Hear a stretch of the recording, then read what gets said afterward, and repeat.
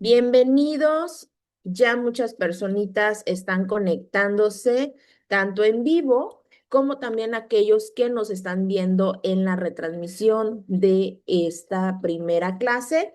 La retransmisión se va a estar llevando a cabo a las 7 de la noche, hora Ciudad de México. Les recuerdo que estamos utilizando, o bueno, somos en zona horaria Ciudad de México para aquellos que pues, también son del país y tienen diferentes zona horaria o para quienes nos miran en otros países y no se pierdan tanto las clases en vivo que van a ser a esta hora. Nosotros pues tenemos las 11 de la mañana y la retransmisión va a ser a las 7 de la noche. Toda la información se va a compartir en el grupo, los enlaces. El enlace de Zoom es prácticamente el mismo durante los 3 días. Van a ser 3 días de clase, lunes, martes y vamos a estar finalizando el día miércoles a la misma hora. La clase tiene una duración aproximada de 2 horas. Y para la retransmisión de igual manera, lunes, martes y miércoles a las 7 de la noche y ese enlace sí va a ser diferente y lo vamos a estar compartiendo en el transcurso de la tarde ahí en el grupo para aquellos que vayan a estar conectándose en retransmisión y para quienes vayan a estarse conectando en vivo, vamos a ocupar el mismo enlace, pero nosotros, todas maneras, media hora antes les vamos a estar mandando una notificación para recordarles de que pues ya vamos a iniciar la sesión y se vayan preparando, no les vaya pues a ganar las prisas o también como recordatorio de que continuamos con las clases de este taller. Nosotros somos ICADI. Somos un centro de capacitación enfocado especialmente en el área profesional, pero son bienvenidos también padres de familia. Siempre tomen esta información con mucha pues precaución, con mucha intención, porque pues bueno, en muchos de estos temas y sobre todo en este tema en específico que va enfocado 100% al área profesional, pero siempre tenemos padres que pues bueno, están interesados en conocer más de estos temas, sobre todo en la parte del diagnóstico, ¿sí? Si ustedes sienten o creen que puedan estar en alguna situación, siempre hay que acudir a un profesional y este espacio también pues es para que conozcan ustedes los profesionales a los cuales pueden contactar de manera presencial o de manera en línea. Y también aquí pues van a conocer un poquito más de estos temas. Así que bienvenidos, todos los temas están enfocados especialmente en el desarrollo infantil. Yo sé que nos han pedido temas en áreas para trabajar con adultos, no los manejamos, no los trabajamos, solamente niños, niñas y adolescentes, también abarcamos la parte de adolescentes, pero no la parte de adultos. Así que pues bueno, esa parte sí se las vamos a deber aquí en ICADI porque estamos enfocados al 100% en las infancias. Así que pues bienvenidos, yo soy Ceci de León, soy coordinadora académica y pues para mí es un gusto estarlos acompañando en cada una de las sesiones, estar también al pendiente de que pues bueno, todo salga lo mejor posible.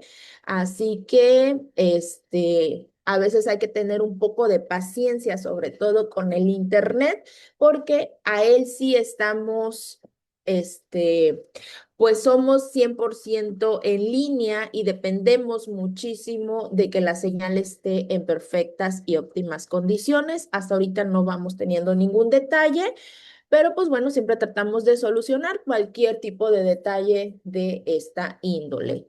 Así que pues también donde nos pueden encontrar para las personas que están interesadas en conocer más, sobre todo si estás en primera vez, yo sé que te vas a quedar ya para los siguientes talleres. En nuestra página de Facebook, nuestra página de Instagram, ustedes pueden encontrar los calendarios de los cursos que están próximos a iniciar y también pueden encontrar el calendario del mes que sigue. Ya ahorita está disponible, obviamente, el calendario del mes de enero, porque es el mes que estamos en curso, pero también ya van a poder encontrar el calendario del mes de febrero para que se vayan pues preparando y sobre todo apartando fechas, apartando lugares, inscribiéndose. Todos nuestros talleres son gratuitos, 100% gratuitos. ¿Qué quiere decir esto? Que ustedes van a entrar a las 3 sesiones o al taller completo en vivo o en retransmisión de manera gratuita. Sí, el taller completo es gratuito. Ustedes no les pedimos ningún monto para poder estar en las sesiones. Para aquellas personas que requieren o necesiten la constancia, esta sí tiene un costo administrativo o un costo de recuperación, el cual les agradecemos muchísimo para aquellas personas que hacen su aportación. Bueno, también es el medio por el cual nosotros sostenemos este proyecto. No es opcional, no es obligatorio para las personas que lo quieran, lo necesiten o también a veces lo compran porque quieren el material del taller, porque para aquellas personas que adquieren su constancia, les hacemos llegar lo que es el material del taller, las grabaciones, la presentación y una carpeta de archivos adicionales. La constancia cuenta con código QR y un valor curricular de 12 horas. El costo es de solo 270 pesos mexicanos, que es un costo administrativo o un costo de recuperación, o lo que equivalen a 16 dólares americanos para las personas que, bueno, vayan a hacer su conversión en la moneda que más se le facilite. Como les dije, les va a estar llegando las grabaciones de las 3 clases de manera permanente, la presentación que ustedes van a estar viendo de la ponente de estos 3 días y la carpeta de archivos adicionales. ¿Qué va a venir en la carpeta de archivos? Pues luego nos piden la lista.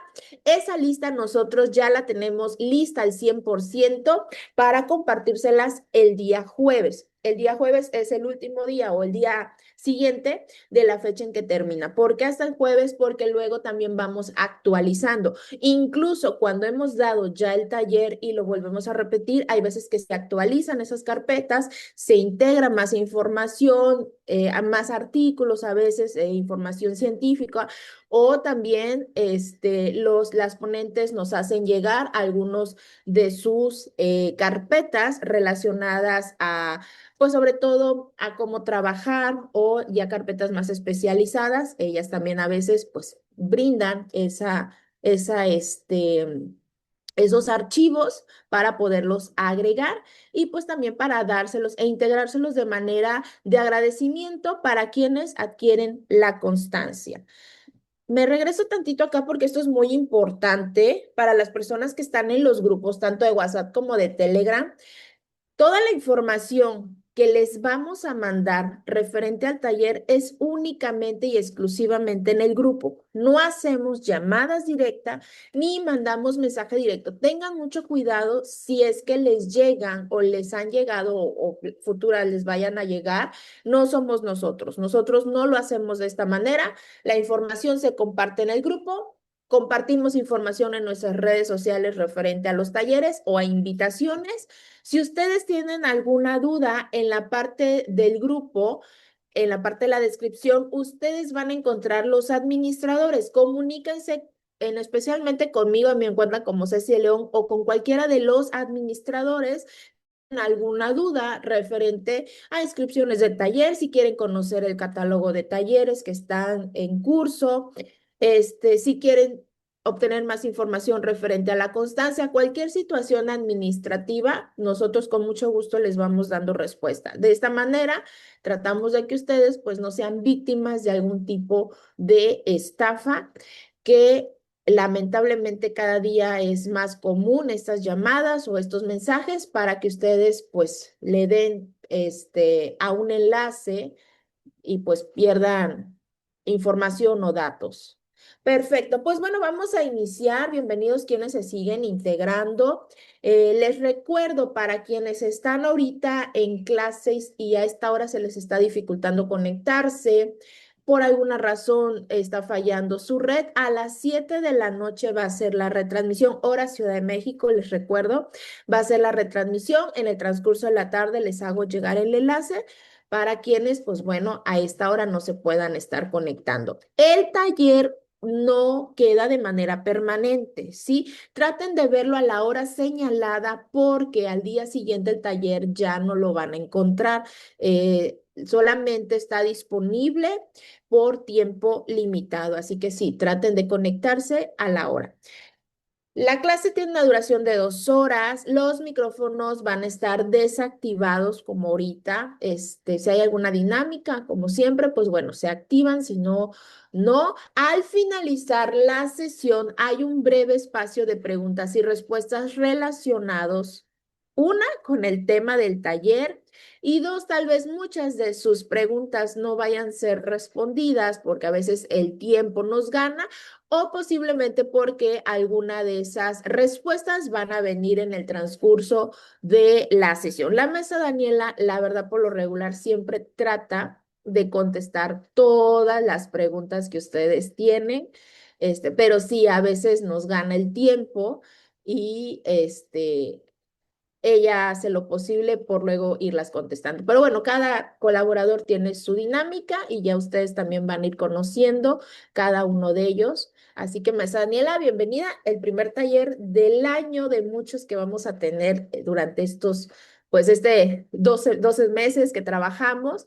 Ella es la maestra Daniela Ramos, psicóloga, psicoterapeuta y maestra en psicopedagogía con una sólida trayectoria en el acompañamiento terapéutico y la formación profesional en el área de la salud mental, con enfoque en población infantil, adolescente, adulta, familiar y también de pareja. Su formación académica hizo una maestría en psicopedagogía por la Universidad Internacional de La Rioja, en España, con amplia formación especializada a través de diplomados, certificaciones y cursos avanzados como neuropsicología infantil y educativa, psicoterapia infarto juvenil y psicología infantil, trastorno al espectro autista, abuso sexual infantil y psicodiagnóstico infantil, intervención en crisis y primeros auxilios psicológicos, terapia familiar y de pareja, terapia cognitivo-conductual, neurociencias aplicadas en el desarrollo humano, certificaciones, las cuales destaca el máster experto en programación neurolingüística, PNL infantil, hipnosis terapéutica, estrategia para el psicodiagnóstico infantil efectivo, actividades y juegos para el fortalecimiento del lenguaje, atención e innovación psicoeducativa, liderazgo, farmacocinética y farmacodinámica. Tiene experiencia laboral en la cual ha trabajado en el sistema DIF Chiapas, Secretaría de Educación Pública, Centro de Rehabilitación de Adicciones y docente en el CCP. Y su actividad profesional actual es consultas privadas, tanto en terapia infantil, adolescente, adultos, familia de pareja, el cual la maestra al finalizar la sesión también les va a estar compartiendo información para aquellas personas que quieran contactarla. Psicoterapia en modalidad en línea, mentorías y asesorías clínicas para los psicólogos, docente en ICADI y de manera independiente. También ella brinda cursos enfocados también en el área profesional para aquellos interesados. La maestra les comparte su información. Listo, maestra. Le acabo de dar el cofitón y bienvenida. Hola, hola, pues buenos días a todos, a todas. La verdad, un gusto estar con ustedes. Estaba por ahí leyendo de dónde nos ven. Este, por ahí, Lick, ¿tienen dudas? Quien no se haya podido inscribir a los diplomados, mándenle mensaje a la licenciada Ceci, ella siempre le responde. Obviamente, yo también cuando me escriben ahorita les voy a dar mis datos, siempre les contesto. A veces nos tardamos un poquito porque llegan bastantes mensajes, entonces en lo que vamos ahí respondiendo nos tardamos un poquito. La información de los pagos, ahorita que preguntaban, por ahí les mandan en los grupos de WhatsApp o de Telegram donde estén ustedes inscritos, ahí les mandan toda la información para hacer el pago. Y pues un gusto, es el primer taller del año en ICADI. La verdad es que ya llevo creo que 3 años, Lick, 3 o poquito más años colaborando con ICADI. La verdad ha sido un gusto. Sé que hay muchas veces, muchas personas que ya me han acompañado en otros talleres, personas de primera vez. Espero que se queden con nosotros. Em, y bueno. Pues quien pueda prender su cámara, sé que no todos pueden, pero quien pueda, se los agradezco infinitamente porque si no, luego yo siento que estoy hablando solita. Entonces, gracias, Blanca, Nidia, Josefina, Suney, gracias por prender sus camaritas ahí, porque si voy muy rápido, ustedes me hacen señas, si de repente cualquier cosa, yo los estoy viendo, entonces es más fácil. ¿Ah? Voy a iniciarles a compartir porque la verdad es que siempre tengo un montón de información que darles. Luego me ando quedando sin tiempo, entonces por eso trato de apurarme bastante en los talleres. esta ocasión es de psicodiagnóstico, de la parte proyectiva, con técnicas proyectivas. Sé que hay por ahí dudas respecto al uso y demás, pero bueno, ahorita vamos a verlo un poquito más a profundidad. Ya lo decía la licenciada Ceci, que nos vamos a estar viendo durante 3 días aquí. El temario de lo que vamos a ver a lo largo de estos 3 días son los fundamentos del psicodiagnóstico infantil con técnicas proyectivas, las bases neuropsicológicas de las técnicas proyectivas, que esto la verdad es que es bien interesante el ver cómo funciona a nivel cerebral y por qué es importante la aplicación de las pruebas proyectivas. Vamos a ver diferentes técnicas proyectivas infantiles y la lectura clínica, que es lo más importante, la evaluación y estrategias de intervención. Entonces, eso es lo que vamos a estar viendo. Obviamente, el objetivo del aprendizaje no es solamente obtener el conocimiento, sino lo que más nos cuesta a veces, y por eso trato siempre en los talleres que brindo de darles ejemplos más prácticos desde mi experiencia, un poquito ya son 10 años dando terapia desde la experiencia clínica, que es lo más importante, ¿no? Porque cuando uno empieza, quien va iniciando, quien ya lleva tiempo, sabrán que uno puede leer un montón de información y lees libros, investigas, pero el ya estar en la práctica con el paciente cambia muchísimo. Entonces, lo más importante del conocimiento es la acción que nosotros tenemos ya a la hora de estar con los pacientes. Entonces, esta parte voy a ir un poquito rápido en la parte introductoria. Entender que el psicodiagnóstico infantil es una vía clínica realmente para mí privilegiada para acceder al mundo emocional, también relacional y simbólico del niño, ¿no? Muchas veces a través de las palabras les cuesta mucho trabajo a los niños, a los adolescentes, incluso a los adultos, aunque lo decía la LIC, sí, ICADI está enfocado realmente a los niños. La ventaja de las técnicas proyectivas es que las lecturas se dan de manera muy similar. Sin embargo, con los niños, la verdad es que es un recurso bien importante porque nos brinda mucha información que a veces por la edad evolutiva que tiene el niño le cuesta un poquito de trabajo expresarlo a través del lenguaje. Entonces, encontrar esta vía proyectiva nos va a servir bastante para poder acompañar en el proceso sobre todo, ¿no? No nada más para poner una etiqueta, sino para poder ir acompañando al paciente durante el tiempo que transite con nosotros y también el poder darle orientación a los papás, ¿no? Que muchas veces ahí es donde más tenemos que intervenir en el caso de los niños, sobre todo los más pequeñitos. En este taller, pues se propone el abordaje integrador que articula fundamentos teóricos, porque sí es cierto, vamos a ver un poco de teoría, las bases neurobiológicas, el análisis clínico y estrategias de intervención terapéutica, que sé que eso es lo que de pronto más nos interesa, y promoviendo obviamente la lectura siempre ética, sensible y dinámica del niño en desarrollo, ¿verdad? Entonces, bueno.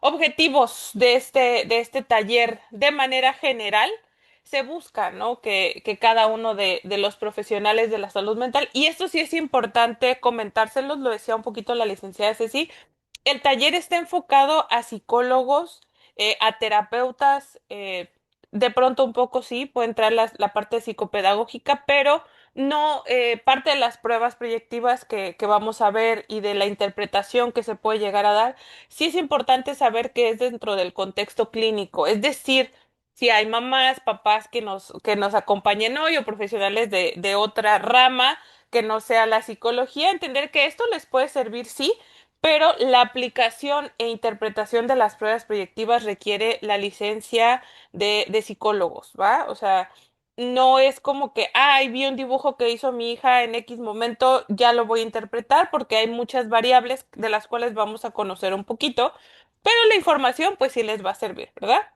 Entonces, lo que buscamos es que sean capaces de utilizar técnicas proyectivas infantiles como herramientas de psicodiagnóstico e intervención terapéutica, integrando los fundamentos neuropsicológicos, clínicos y éticos para una comprensión más profunda del funcionamiento emocional del niño. Entonces, vamos a analizar el sustento teórico y clínico de estas técnicas proyectivas. Esta parte va a ser de manera rapidita, porque no se crean que la teoría me fascina, pero bueno, también es importante verla. Vamos a comprender los procesos neurológicos y neuroemocionales implicados durante la aplicación de pruebas proyectivas. Vamos a identificar indicadores proyectivos relevantes desde una mirada evolutiva y contextual y vamos a diseñar estrategias de intervención terapéuticas a partir de la información proyectiva. Y pues obviamente se busca siempre fortalecer la postura clínica reflexiva, ética y no reduccionista, ¿verdad? No nos podemos quedar únicamente con que, el dibujo que interpreté decía esto, ya es una sentencia, está hecho, porque nos daremos cuenta que es solamente uno de los elementos que nos sirve para la, evaluación infantil. No nos da toda la información que necesitamos. Entonces, esto es una piececita de ese rompecabezas que les digo yo que siempre que atendemos a un paciente es como si armáramos un rompecabezas. Cada uno de los elementos, la entrevista, las pruebas, la observación, nos va dando fichitas de ese rompecabezas que más adelante tenemos que armar. Entonces, esta parte es solamente una fichita de ese rompecabezas. Entonces, bueno, vamos a iniciar ya con el módulo uno, que van a ser los fundamentos del psicodiagnóstico infantil con técnicas proyectivas. Las dudas, todas las dudas que tengan, las vamos a resolver al final. Ahorita, la verdad es que durante el taller no van a poder, abrir micrófono porque la verdad somos muchas personas y sería un poquito complicado, pero al final les voy a responder, trato de responder siempre todas las dudas que surjan por ahí, entonces váyanlas anotando y al final las puedes ingresar. Yo les recomiendo que lo hagan justamente al final, no sé si esté activado o desactivado el chat, pero que lo hagan al final porque de todas maneras durante la clase la verdad es que no leo el chat porque nos distraería bastante, entonces trato de verlas al final, ¿va? Entonces, bueno, conceptos de psicodiagnóstico infantil en la evaluación. Hay que entender que el psicodiagnóstico infantil es un proceso clínico de exploración profunda, ¿no? El objetivo central, básicamente, busca clasificar, pero no etiquetar al paciente, ¿no? A diferencia de una lectura clínica que muchas veces sí busca como únicamente la parte del diagnóstico, aquí no, o sea, es un complemento de una comprensión más allá, ¿no? Entonces vamos a buscar la parte de entender el psique, el mundo interno del niño, cómo interpreta el mundo, lo que sucede alrededor de él, su dinámica familiar, la interacción muchas veces en la escuela, pero de una manera distinta a la forma literal de expresión que puedan tener con el lenguaje oral o escrito, ¿verdad? Entonces, bueno, en esta parte, pues una evaluación como tal, se orienta a medir, cuantificar y comparar, ¿no? Cuando hablamos de algunos test o de algunas, pruebas más estandarizadas, es lo que buscan, ya sea que midan el rendimiento intelectual, las habilidades específicas, la sintomatología, y suele responder preguntas como ¿qué nivel tiene? Por ejemplo, cuando hablamos de coeficiente intelectual, bueno, hay un barómetro, vamos calificando las pruebas y entendemos, ¿no? El nivel de coeficiente intelectual con un número en específico. Va a cumplir criterios también, por ejemplo, a la hora que hacemos una evaluación más orientada a este diagnóstico, bueno, pues vamos al DSM, vamos al CIE y entonces vamos a ir viendo si cumple con esos criterios, ¿verdad? Y se encuentra dentro de ciertas normativas estandarizadas que hay. Eso sería la parte de la evaluación. Aquí lo que busca el psicodiagnóstico a través de las pruebas proyectivas y en general el psicodiagnóstico clínico busca comprensión clínica más allá, ¿no? Busca dar sentido a la experiencia subjetiva del niño. Entender que sí hay medidas y hay normas establecidas cuando hablamos de algo normal, y siempre lo digo entre comillas, es porque, bueno, se hace un estudio entre una amplia población, no sé, de niños de 6 años, ¿no? Y se determinan características similares entre la mayoría de esos niños. Entonces ahí es donde hablamos que están dentro de la norma. Sin embargo, entender que el desarrollo humano es más allá de las similitudes que se puedan encontrar. Cada persona, todos somos diferentes, cada cabecita es un mundo y el desarrollo no siempre se da de la misma manera y puede ser por muchos factores, que justo eso es lo que busca hacer la comprensión clínica, ¿no? El por qué a lo mejor este pequeñito no está, no sé, no ha aprendido la parte del control del esfínteres, ¿no? ¿Qué pasó? ¿No? ¿Por qué? es porque no le han enseñado adecuadamente, no ha tenido el apoyo, es porque se siente solito, es porque pasó algo que le pudo haber sido como un evento traumático. ¿Qué pasó? Entonces, eso es lo que buscamos hacer a través de la comprensión clínica, ¿no? ¿Cómo vive lo que le ocurre el niño? ¿Qué conflictos emocionales está tramitando en su proceso de vida que a lo mejor están alterando una o dos o tres áreas de su vida, ¿no?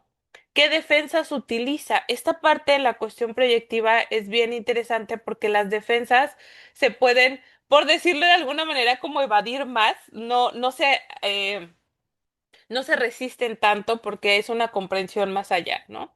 Y sobre todo también cómo se vincula con los otros y consigo mismo. Entonces, eso es lo que buscamos hacer a través del psicodiagnóstico infantil, no tanto orientado a la clínica estricta, ¿no?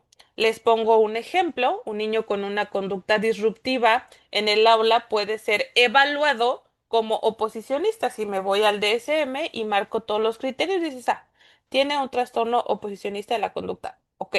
Sin embargo, desde la comprensión clínica, el psicodiagnóstico puede revelar a lo mejor angustia por separación, celos fraternos no elaborados, un entorno familiar desorganizado, donde la conducta es únicamente el modo de expresión y no el problema en sí. Entonces, eso es lo que buscamos hacer, incluso a través de las pruebas proyectivas, de la entrevista, de la observación, es ir más allá de esa etiqueta que podamos poner. Yo se los digo en muchas ocasiones y he tenido la oportunidad de darles talleres de muchos trastornos Pride Night, que siempre me acompaña en los talleres, y siempre les digo esto mismo, ¿saben? La diferencia entre poder ubicar un trastorno como tal en el DSM-5 y darle esa etiqueta a un paciente y cuando no lo es ver más allá de la sintomatología. Yo puedo hacer mi checklist y dice, no, sí, el niño tiene, no sé, TDAH. Ok, sí, porque ahí todos los criterios los cumple.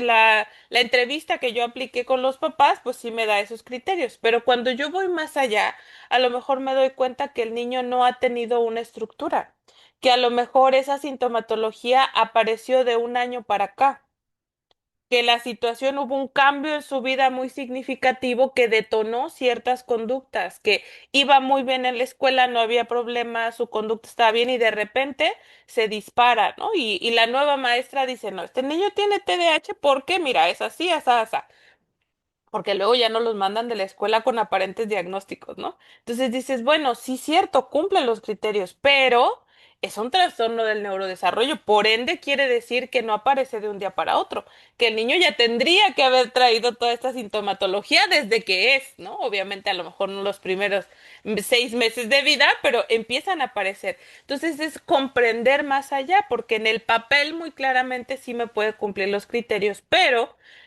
en el trasfondo, ¿no? Entonces, ¿qué hay que hacer ahí? Bueno, vamos a ir dando intervención, psicoeducación, acompañamiento para ir reduciendo esas conductas y sobre todo resolver el problema a profundidad, ¿verdad? Entonces, esa es la diferencia que podemos ver. Ahora, vamos a diferenciar, hablando ya específicamente de las pruebas. Nada más déjenme mover aquí mis estos para acá. Ahí está. Paso sus caritas para acá y para allá. Ahí está. Entonces, la diferencia entre las pruebas psicométricas y técnicas proyectivas. Ambos tipos de instrumentos no son excluyentes, es decir, no podemos ir nada más como por una línea o por la otra. Lo ideal es utilizar ambas partes porque son complementarias. Sin embargo, responden a lógica clínica distinta. Entonces, sí es como una rama diferente, por decirlo de alguna manera. Por su parte, las pruebas psicométricas miden variables específicas como el coeficiente intelectual, atención, memoria, habilidades académicas, ¿no? Tienen baremos, va uno viendo esa parte de los barómetros. Yo me acuerdo que una de mis compañeras de la carrera cada vez que le preguntaban por qué estudiaba psicología, ella decía que porque era una carrera donde no se iba a ver nada de matemáticas. Y, oh sorpresa, no es cierto, porque si vemos, si luego está uno haciéndose bolas para variar ahí la tabla y luego conviértelo al otro y luego pásalo, sí, sí las utilizamos. Pero bueno, eso va a las pruebas psicométricas. tiene normas, tiene criterios muy estandarizados, ¿verdad? Y responde a un enfoque más objetivo y cuantificable. Son útiles para detectar mi niveles de desempeño, dificultades específicas o, déjenme mover aquí porque no veo, o descartar condiciones neuropsicológicas, ¿verdad? Entonces, para eso nos van a servir, que nuestra práctica clínica pues también es importante, ¿no? No quiere decir que no nos funcione. Y las técnicas proyectivas, por otro lado, exploran el mundo interno, la organización psíquica, los vínculos, no buscan respuestas correctas o incorrectas, ¿no? Entonces, eso muchas veces al paciente no le activa tantas defensas, tanta esa parte, porque justo dice, bueno, cualquier respuesta es válida, ¿no? Entonces no hay tanto como pendiente en ese sentido. También permite observar fantasías, conflictos, ansiedades, defensas y recursos yoicos. Obviamente estos términos dependerán mucho del enfoque que nosotros manejemos, ¿verdad? Desde dónde, si soy más del psicoanálisis, si soy más de la terapia cognitivo-conductual, que incluso no está peleada. O sea, yo siento que la parte de la evaluación de ambas ramas no está peleada con ninguna corriente, pero bueno, entiendo que cada quien, ¿no? A lo mejor la gestal, pues no diría que la aplicación de pruebas psicométricas sea la mejor opción, pero yo siempre les digo que mientras más podamos aprender de todo, mientras no nos casemos con una corriente, para mí, desde mi práctica profesional, me ha funcionado más porque siempre les digo, hay que hacer trajes a la medida, cada paciente es diferente, ¿no? Por más que yo sepa una técnica que me ha funcionado con 5, a lo mejor con otros 3 no me funciona, entonces, ¿qué tengo que hacer? Yo me tengo que adaptar al paciente. Y las técnicas proyectivas justamente nos sirven muchísimo para saber cómo puedo implementar esas adaptaciones a mi proceso porque conozco más allá de un número al paciente y se basan en ambigüedad del estímulo que facilita la proyección. Esta parte también a veces es un poco compleja porque depende como de muchas más variables. No quiere decir que la parte psicométrica no, porque también es así, ¿no? O sea, si el niño antes de entrar a la sesión se acaba de dar un agarrón con su mamá porque venían tarde, obviamente yo aplique una prueba psicométrica o proyectiva, puede ser que me salga un poquito alterada por ahí en ciertas áreas por la emoción intensa que trae en este momento, ¿no? Entonces también, pues por ahí tiene esas variables.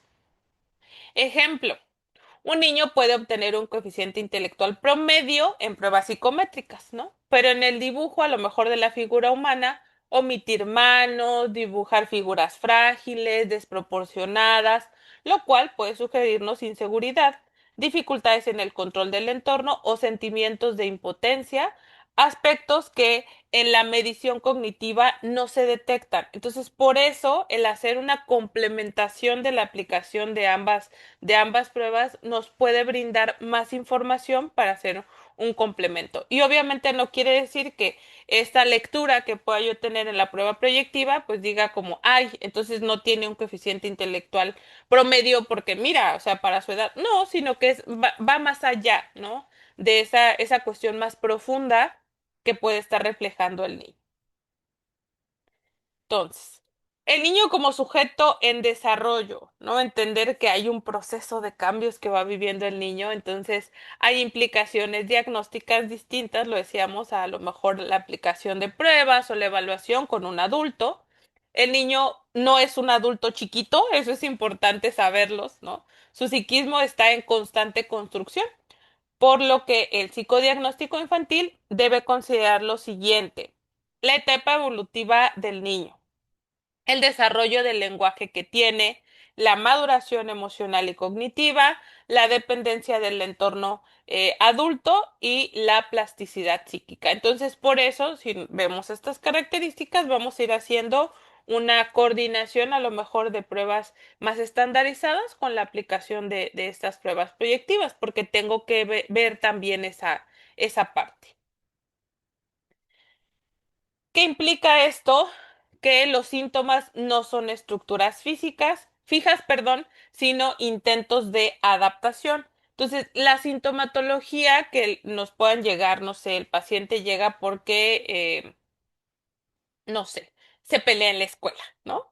El síntoma es solamente una expresión de algo más profundo que le está pasando al niño, ¿no? Puede ser que no se haya adaptado bien a la escuela, alguna situación traumática, algún cambio muy fuerte que esté pasando, atravesando en su familia y lo refleja de esa manera. Entonces, el síntoma únicamente nos va a abrir la puertita para entrar a la profundidad de la problemática.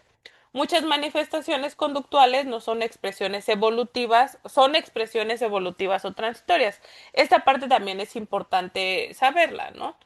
Al final del día, el cerebro termina de madurar aproximadamente a los 25 años. Entonces, ¿qué pasa? Hay todo un proceso de cambios y más cambios y más cambios en la plasticidad cerebral, a nivel neuronal. En la adolescencia empieza el proceso de mielinización, la poda sináptica. Entonces, durante todo este proceso de cambios en el cerebro, hay conductas que pueden estarse manifestando más propias de la edad, del proceso evolutivo en el que se encuentra, que ser un trastorno, ¿no? Entonces, por eso es importante tenerlo en cuenta. Y el diagnóstico debe ser dinámico, no definitivo, ¿no? A menos que ya hayamos complementado toda una serie de pruebas de estructuras de esto y el otro, entonces ya puedo decir, ah, ¿sabes qué? Sí, con toda esa información que recabé, pues ya hay un diagnóstico más estructurado que puedo dar, pero no a la primera de cambios, ¿no? No quiere decir que algo que me da mucha risa de repente que lo tienen así como muy en cuestiones de pruebas predictivas, es como, ah, es una niña y le apliqué un macover y entonces dibujó primero a un varón. Ah, entonces es homosexual. No, no quiere decir eso, ¿no? Pero son como de esos mitos que se van creando ahí en torno a ciertas pruebas y la verdad es que ahora tenemos una desventaja muy grande a diferencia de años atrás y es que las redes sociales también impactan de cierta manera, ¿no? Hay tutoriales irónicamente en diferentes plataformas de cómo aplicar, cómo dibujar adecuadamente a una persona bajo la lluvia para entrar a trabajar en un lugar y es como no, o sea, no, pero bueno, eso nos juega un poquito en contra a la hora que nosotros vamos a hacer ciertas evaluaciones. Entonces, bueno, como ejemplo, ¿no? Una regresión, a lo mejor enuresis, lenguaje infantilizado, puede indicar una respuesta a un evento vital estresante, ¿no? Un divorcio, el nacimiento de un hermano, un cambio más significativo, más que un trastorno en sí mismo. Entonces, el psicodiagnóstico proyectivo ayuda a comprender qué función cumple este síntoma, ¿no? A lo mejor de obtener más atención, ¿no? De regularse, de ser volteado a ver, ¿qué? ¿Cuál es el objetivo inconsciente, ¿no? Obviamente que tiene, porque no es como que el niño diga, ah, me voy a hacer pipí en la noche dormido para que vengan mis papás y estén conmigo. No, pero de forma inconsciente, bueno, pues eso pasa. Entonces, bueno. La función simbólica, el juego y la proyección, esta parte es importante porque sabemos que en la práctica clínica pues trabajamos muchísimo con el juego, al menos yo me encanta trabajar con el juego con los niños, justamente por eso y de repente me preguntan, este, si se puede atender niños en línea. Hay personas que lo hacen y bastante respetable, ok. En mi caso no atiendo niños en línea porque justamente esa parte, cómo juegas, cómo interactúas, cómo está la observación, el vínculo, tiene que formarse de manera diferente. Entonces el juego es bien importante y la función simbólica permite al niño representar su mundo interno a través de imágenes, acciones, relatos y juegos. Entonces ahí es donde nosotros entramos al mundo del niño porque justo tienen esa inocencia, sí, de mostrarse tal cual son y a través del juego, a través del dibujo, a través de las historias, es la mejor forma de acceder porque no se activan tanto esas defensas, ¿verdad? Si yo me siento con un niño con un cuestionario y entonces le empiezo a preguntar el montón de cosas, se va a sentir abrumado. O sea, yo siempre les doy este ejemplo. Piensen ustedes algún día que han tenido, no sé, una cita médica, ¿no? Entonces dices, ah, voy a ir al doctor. Entonces se te hace tarde, no sé, te come lo primero que encuentras, vas, llegas y entonces el doctor te empieza a preguntar, ¿no? Y como, ¿qué desayunó? Y entonces tú así como que, ¿qué desayuné? Le digo que fruta con yogur, porque eso debería haber desayunado, o sí le digo que me comí una garnacha aquí afuera de la clínica, pero ¿y si me regaña? Y empieza uno con un bloqueo mental cuando es una pregunta tan sencilla como ¿qué desayunaste, no? Entonces, a veces nos da nervios, ¿no? Y es normal, porque está uno con esa implicación de que no nos regañen, que no nos llamen la atención, que no se den cuenta de nuestros malos hábitos. O sea, son muchas cuestiones que activan las defensas. Entonces, lo que se busca a través del juego y a través de la proyección es que esas defensas no se activen en nuestro paciente y poder acceder de una manera más ligera, más light a su mundo interno, más amigable para ellos. Entonces, por eso es tan importante y sobre todo con los niños, ¿verdad? Antes de poder poner en palabras, el niño pone en escenas todo su mundo, ¿no? El juego es el lenguaje natural del niño, el dibujo es una forma de narración emocional y las historias reflejan conflictos, deseos y temores inconscientes. Por eso es tan importante estos tres aspectos en el abordaje terapéutico que nosotros tengamos con el niño. No se trata muchas veces de que el niño llegue y entonces nosotros le entrevistemos y tratemos de sacar la mayor cantidad de información posible porque me están presionando en la escuela para dar un diagnóstico.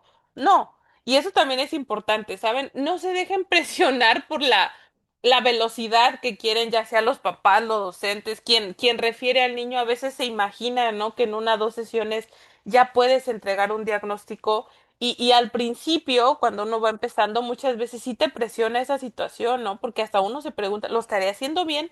Porque yo todavía no encuentro un diagnóstico claro. ¿Será que algo me está fallando que no estoy haciendo bien? No, es que es una construcción. Yo lo veo así, ¿no? Me traen, no sé, un paciente de 16 años. Y los papás pero ¿cuándo? ¿Y para cuántas sesiones? Entonces siempre les digo esta parte de, a ver, ¿cuántos años tiene su hijo? No, pues 16. Ok. Yo tengo que conocer de cierta manera cómo ha sido su vida durante estos 16 años, cómo su hijo ha interiorizado todas las experiencias que ha tenido, cómo se lleva con ustedes, cómo se lleva en la escuela, con sus amigos, conocer su mundo. ¿En cuánto tiempo cree usted que yo podré lograr eso? Y a veces sí me dice, no, pues va a ser mucho, ¿verdad? Y le digo, bueno, voy a tratar a través de estrategias, de pruebas, de eso, que sea mucho más rápido, pero no le puedo decir que en dos sesiones ya voy a conocer completamente a su hijo, su familia, la dinámica en la escuela, ¿no? Entonces ya es como, ok, sí, es cierto, esto va a llevar más tiempo. Entonces, porque sé que llegan y no sé, yo eso a veces me da gusto y no, porque luego piensan que es como si uno tuviera una varita mágica, ¿no? Que llegas y como lleva el carro al mecánico, le traigo mi carro, lo revisa y mañana me lo entrega y ya le cambió la pieza, ¿no? Y no, no tenemos ese poder todavía. Ojalá, ¿no? Algún día llegáramos a tener esa capacidad de órale. En una sesión, que justamente en un taller creo que daba, creo que fue ese primer taller de mes que vi de forma independiente, alguien me preguntaba algo así.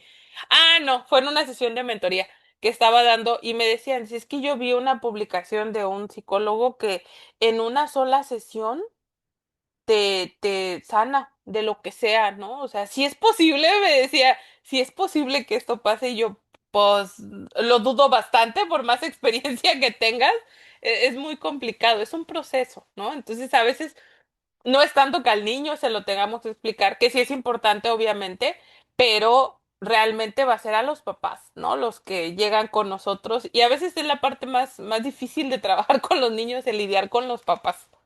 Pero bueno. Dentro de las técnicas proyectivas, se apoyan justamente en esta capacidad simbólica para facilitar la expresión emocional, ¿no?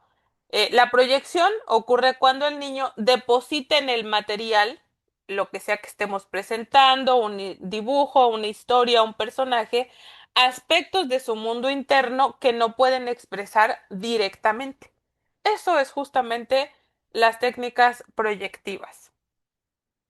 Ahora, como ejemplo, en el test de apercepción infantil, el CAT, un niño relata la historia donde los personajes siempre son castigados o abandonados, aun cuando los estímulos no lo sugieren, ¿no? Esto puede reflejar angustia de pérdida, experiencias de rechazo o figuras parentales vividas como impredecibles, ¿no? Entonces ahí, no sé, quien conozca este test, que por ahí también. Los test que mencionemos y todo eso se los voy a agregar a la carpeta de material que les llega cuando adquieren su constancia.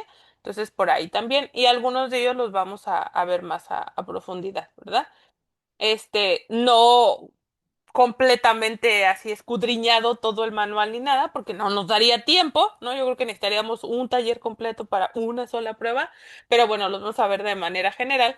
Entonces, hablando del CAT, no sé, a lo mejor yo presento la primera imagen, ¿no? Que es la de los pollitos que están comiendo.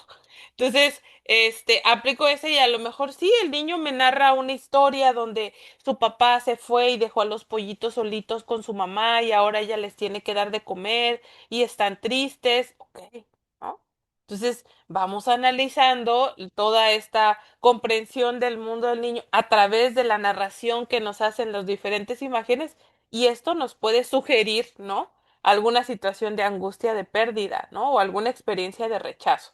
A diferencia de que si a lo mejor me siento y le pregunto al niño cómo es su dinámica familiar y si se ha sentido abandonado alguna vez, probablemente me diga que no, porque tal vez ni siquiera comprende eh, el más allá de ese concepto, ¿no? A veces también para los niños los conceptos de tiempo de repente son diversos, ¿no? El niño te puede decir, mañana fui a comer con mi abuelita y entonces dices, ok, va a ir o ya fue, ¿no? Pero a través de los dibujos y todo puede construir de una mejor manera su mundo infantil. Entonces, bueno. Hablar del desarrollo clínico del psicodiagnóstico infantil con técnicas proyectivas. Vamos a buscar lo que decíamos, no busca etiquetar, sino comprender procesos emocionales, defensivos y vinculares, ¿no? Esta parte sí es importante tenerla en cuenta, que esos son los procesos que nosotros vamos a buscar. Todos los procesos emocionales, la parte de las defensas que tanto se están activando y los vínculos que el niño pueda tener con las diferentes personas que están a su alrededor.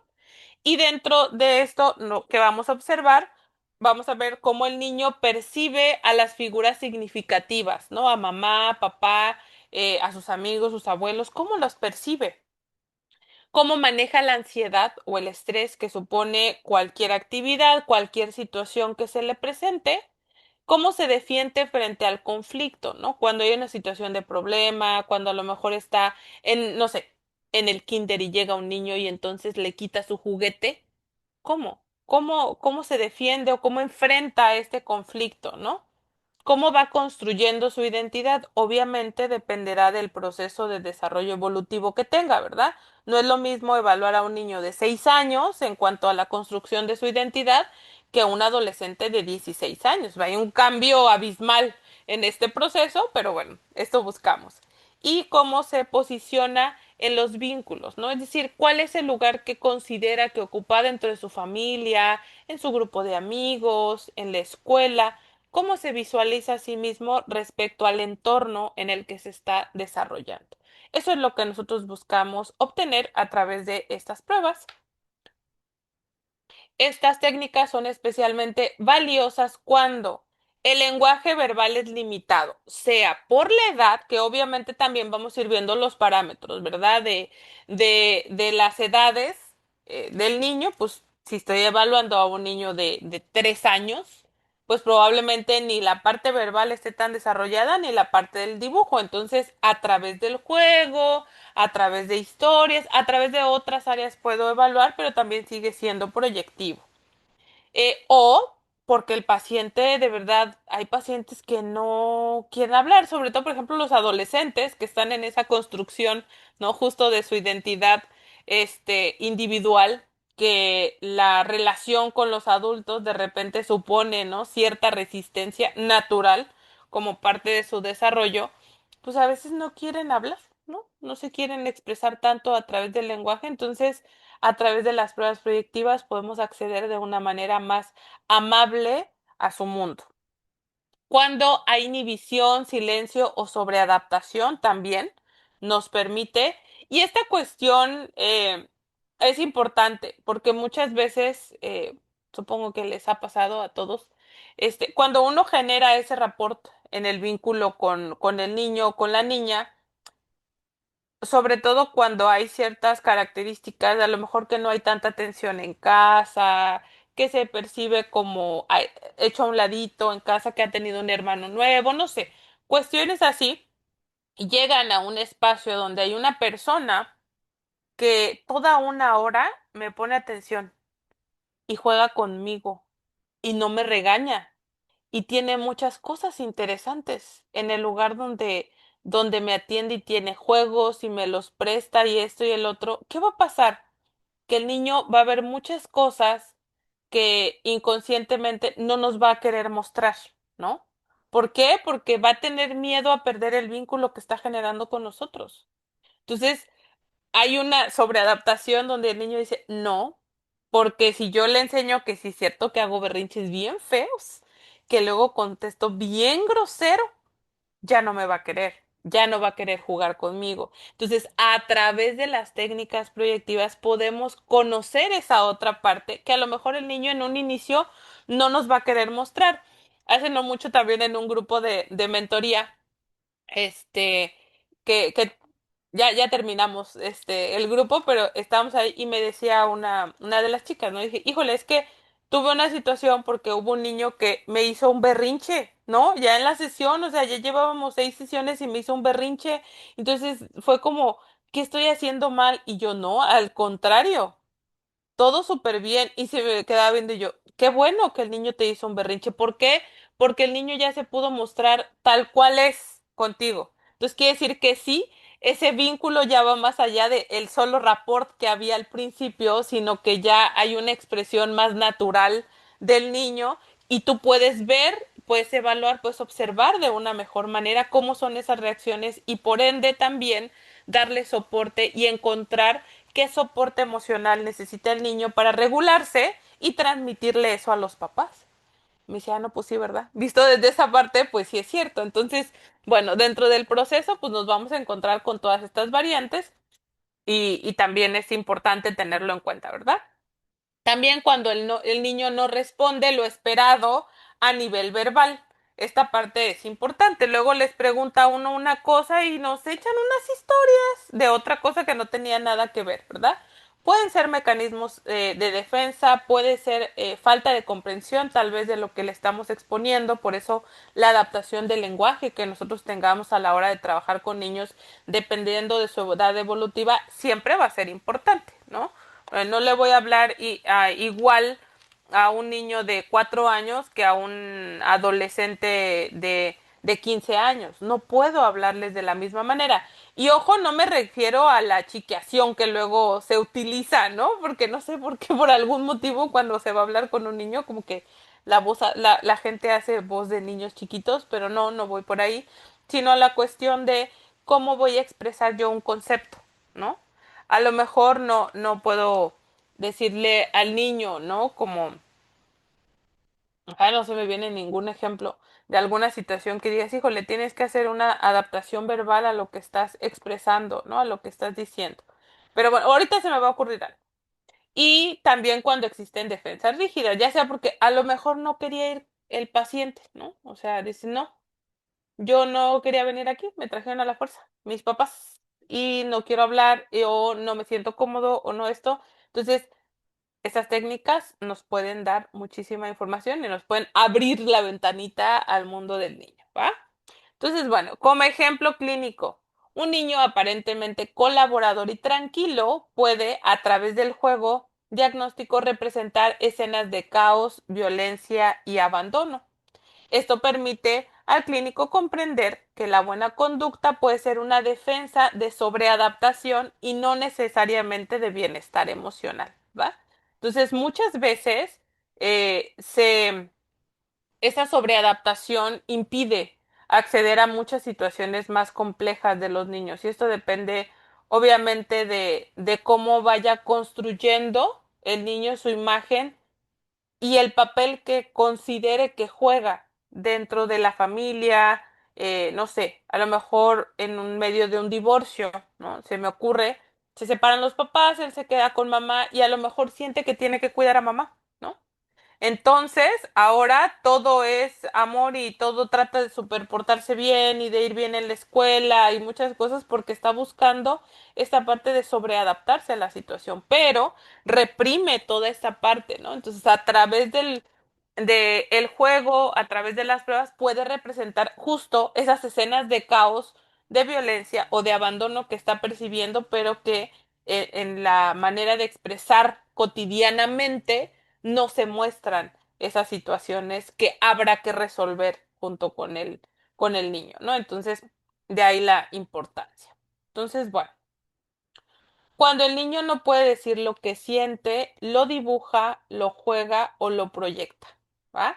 La tarea clínica es aprender a escuchar ese lenguaje. Ese es nuestro verdadero reto, ¿no? Ya sabemos que, ok, el niño no va a poder expresar muchas cosas y nosotros a través de estas intervenciones lo vamos a identificar.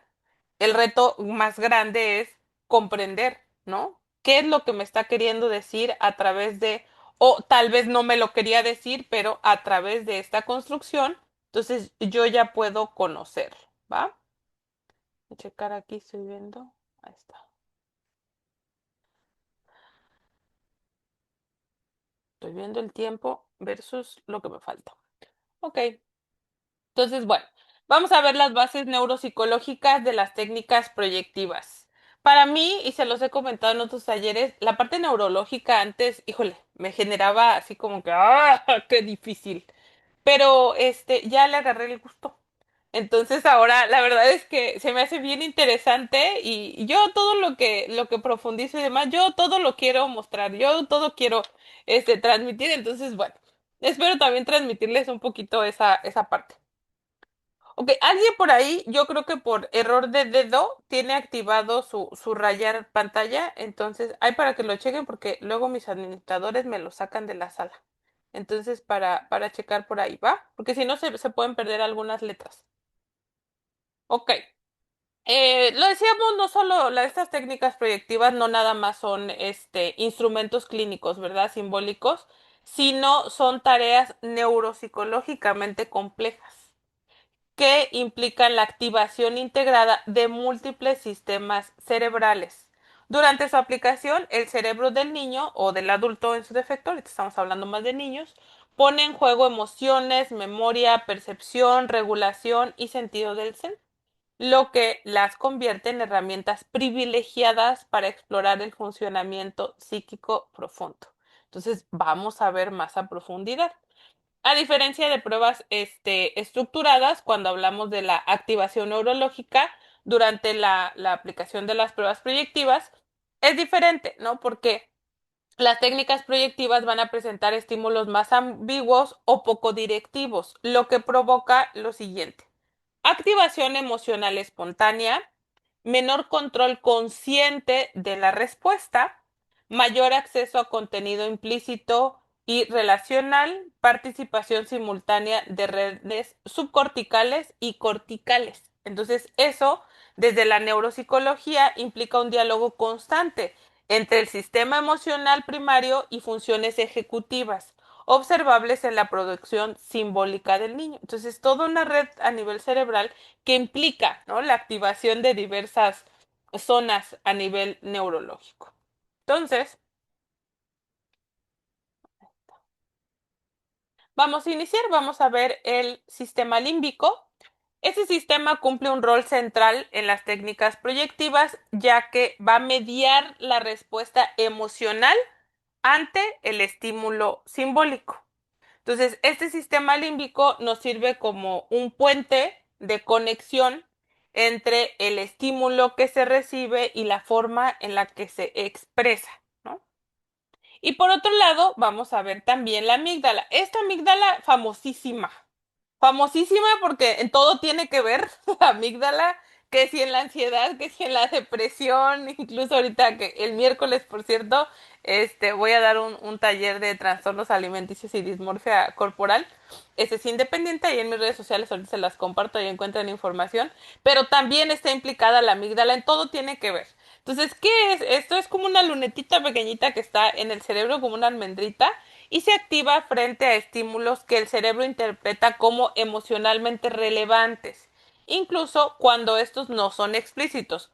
Obviamente aquí tiene que ver con la interpretación que da el cerebro en complemento, ¿no? Entonces es como lo percibe la persona, se activa la amígdala, basado en la memoria, en otras experiencias que haya tenido o en el impacto, qué tan fuerte sea el estímulo, se va a activar la amígdala, ¿no? Entonces es como una alarma de humo, les digo yo. De hecho, por ahí también hice un cuentito de la amígdala, entonces igual a ver si se los comparto mañana. Pero bueno, el punto es ese. Y en técnicas proyectivas, la ambigüedad del estímulo, ya sean las láminas, la consigna que es mucho más abierta o el juego que es libre, disminuye la censura cognitiva, permitiendo que la amígdala responda de forma más directa, ¿va? Entonces, esta activación, ¿qué es lo que va a hacer? Vamos a traducirlo. Intensidad emocional de las narraciones, temáticas repetitivas, si se repite constantemente el miedo, el abandono, la agresión, ¿qué? ¿Qué se repite constantemente? Entonces eso nos va a permitir conocer el mundo más allá de las defensas que se puedan activar con el deber ser que pueda llegar a tener el niño, ¿no?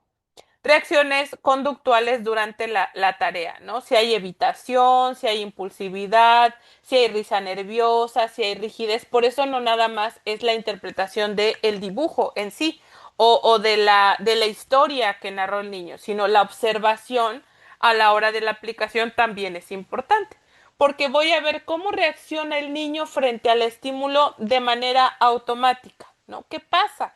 Cuando yo le enseño una de las láminas del CAT y a lo mejor la ve y brinca y se queda así, se pone tenso, su amígdala se conectó en automático dando un estímulo a todo el cuerpo que entonces el niño lo refleja. Por eso la observación va más allá.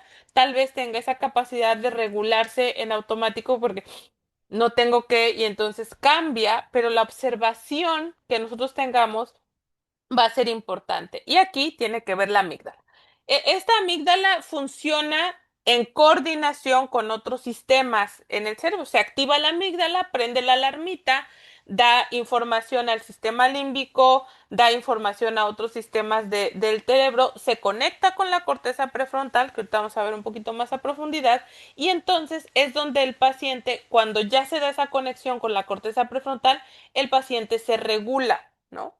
Entonces, cuando yo hago una pregunta muy estructurada de opción múltiple, tal vez la amígdala se activa, pero en automático se conecta con la corteza prefrontal y la respuesta tal vez va a ser más pensada, más estructurada, porque se analiza más abiertamente. Si le digo esto va a pasar esto, si digo esto va a pasar el otro, y entonces es más manipulable, por decirlo de alguna manera, ciertas respuestas respecto al deber ser, ¿no? En cambio, cuando vamos haciendo y vamos narrando una historia, esta parte, si bien es cierto que sí se va a activar la corteza prefrontal, no se activa tan a la defensiva, ni la amígdala, porque a veces no hay tanta liberación de cortisol de forma directa, porque permite también regular, pero sí nos va a mostrar patrones de conducta, patrones de respuesta, que nos permite conocer mucho más allá al niño, ¿va? Como ejemplo, en el CAT, una niña puede reaccionar con ansiedad ante una lámina aparentemente neutra, ¿no? Esta respuesta suele estar mediada por la amígdala, que asocia el estímulo con experiencias emocionales previas que a lo mejor todavía no están elaboradas, más que con el contenido literal de la imagen, ¿no? Algo recordó, algo activó que genera esta reacción, ¿no? En la niña y entonces por eso estamos viendo. Entonces ahí la importancia de la amígdala. Ahora, vamos a ver el hipocampo. Está como una lombricita pequeña que aquí la podemos ver en la imagen, que ahí está marcada en verde, es como un choricito pequeñito que está ahí, el hipocampo. Participa en la evocación de la memoria. Tiene mucho que ver con todos los recuerdos, sobre todo en el área afectiva y relacional, especialmente, lo decíamos, en las que tienen una carga emocional, ¿no? Entonces, ¿cómo vivo yo los recuerdos? Durante la producción proyectiva, perdón, la activación de recuerdos implícitos, se reorganizan experiencias vinculares pasadas y se integran vivencias tempranas con el presente narrativo que tenga el niño. El hipocampo no recupera recuerdos como hechos, sino como experiencias emocionales reorganizadas simbólicamente. Por eso el hipocampo tiene mucho que ver en el TEPT, por ejemplo, en el trastorno de estrés postraumático, tiene que ver el hipocampo, porque es como esa experiencia que vive la persona la guardó, pero no nada más en la narrativa de hechos paso a paso, ¿no? Sino la percepción que tuvo en ese momento crea una carga emocional, ¿no? Entonces, esto también hace poquito y sí, fue el primer taller del año que di, de forma independiente, que fue el de sinestesia. Y en ese taller yo les explicaba, ¿no? Esta parte de la memoria, cómo va más allá de un hecho tal cual, sino que a veces la memoria y el hipocampo sobre todo tiende a generalizar, ¿no? Entonces, si a lo mejor, este, hablando de comida, ¿no? De repente, y ese ejemplo se los daba justo en el taller, le decía, a ver, vamos a imaginar que un niño, la primera vez que le dieron a comer, no sé, pera, se me ocurre porque aquí tengo una pera. La primera vez que le dieron a comer pera, la probó y le estaban dando, no sé, su papillita de pera y la probó, pero resulta que en ese momento, no sé, sus papás empezaron a pelear, horrible, ¿no? Entonces, el hipocampo crea un archivo donde relaciona el estímulo que está viviendo, es decir, el sabor de la pera, con una sensación muy fea, ¿no? Entonces puede ser que diga, ay, no, es que no me gusta la pera, y más grande dice, no, nunca me ha gustado, ¿no? Puede ser que sea por esa carga emocional que tiene. Entonces, ¿qué pasa? A lo mejor está viendo un dibujo X, está así, y a lo mejor en una representación de algo que le estrese, no sé, por ahí aparece una persona que está comiendo una pera, ¿no?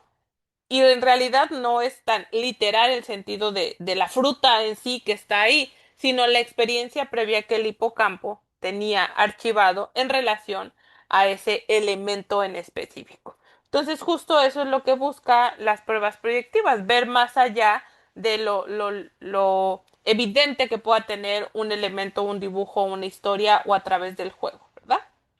Entonces, bueno, como ejemplo clínico, un niño que ha vivido separaciones tempranas puede construir historias donde los personajes se pierden, no regresan, olvidan a alguien. Esto que hace refleja memorias relacionales activadas desde el sistema límbico en conexión con lo que activan en la amígdala y el hipocampo recupera información previa y entonces eso nos da como resultado la historia o la expresión que tenga nuestro paciente, ¿va? ¿Voy muy rápido? A ver ahí. Ay, ya no tengo tantas caritas. ¿Voy muy rápido, Ligia? No. Ok, gracias. Va.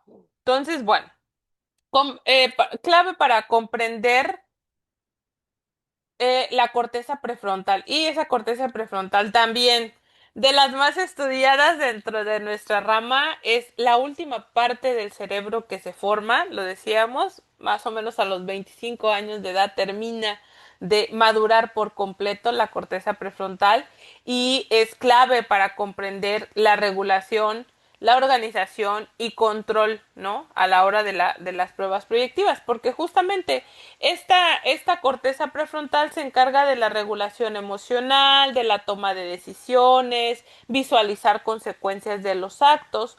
Obviamente, por eso la edad evolutiva de nuestro paciente va a ser importante. Si yo, no sé, un niño pequeño está jugando en el patio y de repente se encuentra una tarántula, ¿no? Y si el niño no tiene experiencia previa con ese animal, no conoce qué es, no todo eso, a lo mejor el niño puede querer agarrársela y metérsela a la boca, ¿no? La va a probar, a ver qué sea, porque es su contacto, el contacto que tiene con el mundo. Su corteza prefrontal no tiene todavía esta habilidad de construir todo, medir el peligro, qué va a pasar si yo lo muerdo, me voy a intoxicar, me van a llevar al hospital y mi mamá se... No, su cerebro solamente está viviendo el momento en específico, porque es la información que le brinda. En cambio, si yo tengo un adolescente que tiene, no sé, 14 años y de repente sale al patio, está moviendo algo y sale una tarántula, obviamente basado en su experiencia previa, el hipocampo, la amígdala, todo eso, pero su corteza prefrontal le va a permitir visualizar la consecuencia que pueda llegar a tener el que la agarre el que no se la va a meter a la boca, obviamente, ¿no? No es como que diga, ay, mira una tarántula, la voy a probar. No, no va a pasar eso, porque su corteza prefrontal ya mide más sus acciones y también la regulación emocional. ¿Qué hago? Grito como loco, salgo esto, que también tiene que ver con el hipocampo porque es cómo se ha ido construyendo, ¿no? Si mi mamá siempre grita cada vez que ve una araña, probablemente yo aprendí que así se reacciona cuando se ven las arañas, ¿no? Porque el miedo es aprendido, el miedo no es algo nato, se va construyendo a través de la vida, ¿no? Por eso que nosotros tengamos que evaluar muchas veces no nada más al niño, sino también un poquito de su entorno, ¿no? De dónde viene, dónde aprendió.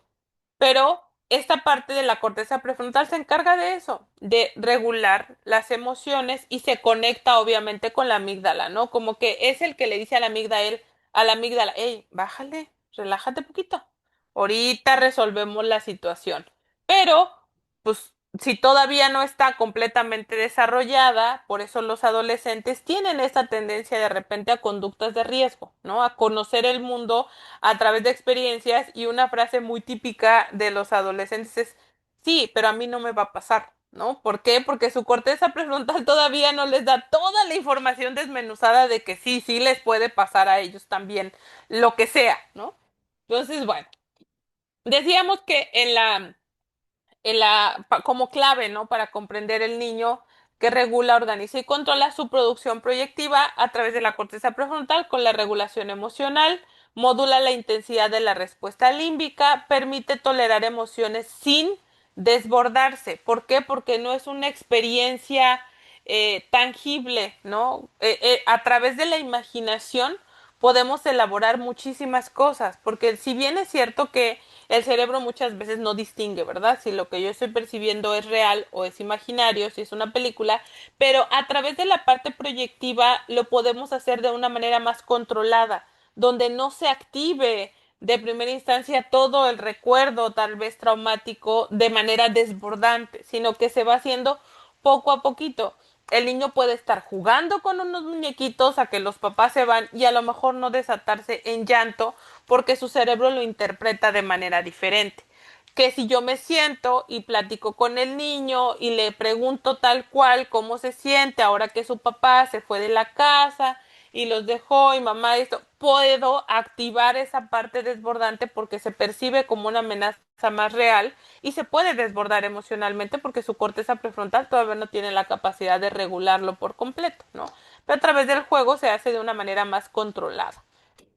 Su maduración es progresiva y dependiente a la edad y la experiencia vincular. Si bien es cierto que la corteza prefrontal termina su desarrollo a los 25 años, y ahí podríamos hablar de que una persona aparentemente ya concluyó, ¿verdad? Todo su desarrollo cerebral, no quiere decir que no pueda seguir madurando y aprendiendo, que esto tiene que ver un poquito más también con la plasticidad cerebral, ¿verdad? Antes se creía que que el cerebro dejaba de desarrollarse, ¿no? Como que ya, a esa edad y ya, ya no había regeneración neuronal ni nada de eso. Hoy se ha descubierto que sí, por eso los seres humanos siempre tenemos la capacidad de aprender.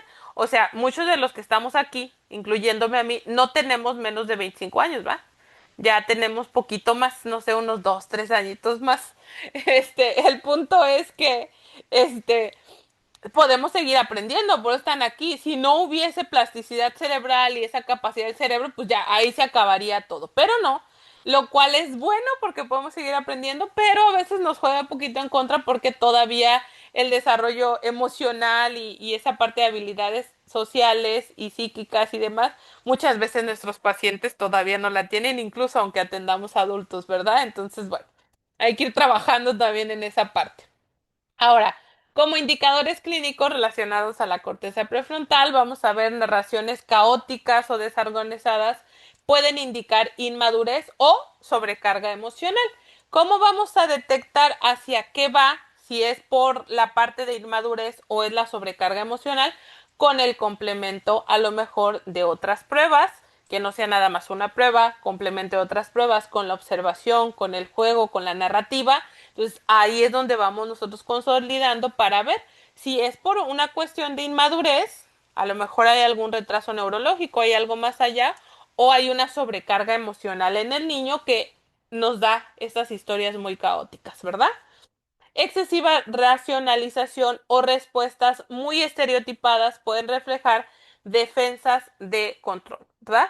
Entonces a veces ya traen como parecería que discursos prehechos, ¿no? Esta parte es importante que nosotros evaluemos previamente, sobre todo en la actualidad. A lo mejor antes no nos tocaba evaluar eso. Pero cuando nosotros vayamos a aplicar alguna prueba, por ejemplo, proyectiva, no sé, me imagino con una adolescente, 15 años, y a lo mejor quiere aplicar bajo la lluvia. Sí es importante que le preguntemos de pronto si conoce esta prueba o alguna vez ha escuchado hablar de ella antes de aplicar. ¿Por qué? Porque a lo mejor, ay, sí, yo vi en TikTok y vi un dibujo y decía que se hiciera esto, que el otro, que aquello, que ta, ta, ta, ta, ta, ta, ta. Entonces, convendría como reevaluar si la aplicación realmente me podría dar la información. Obviamente, es imposible controlar todo en esa prueba o en cualquier prueba proyectiva, la verdad, ¿no? O sea, si uno, para calificar la prueba, ya yo, por ejemplo, lo pienso, ya llevo muchos años, ¿no? Y todavía sí voy al manual y voy corroborando cosas porque no quiero que se me pase nada, ¿no? No es como que, ay, ya ahorita me he hecho una interpretación en los...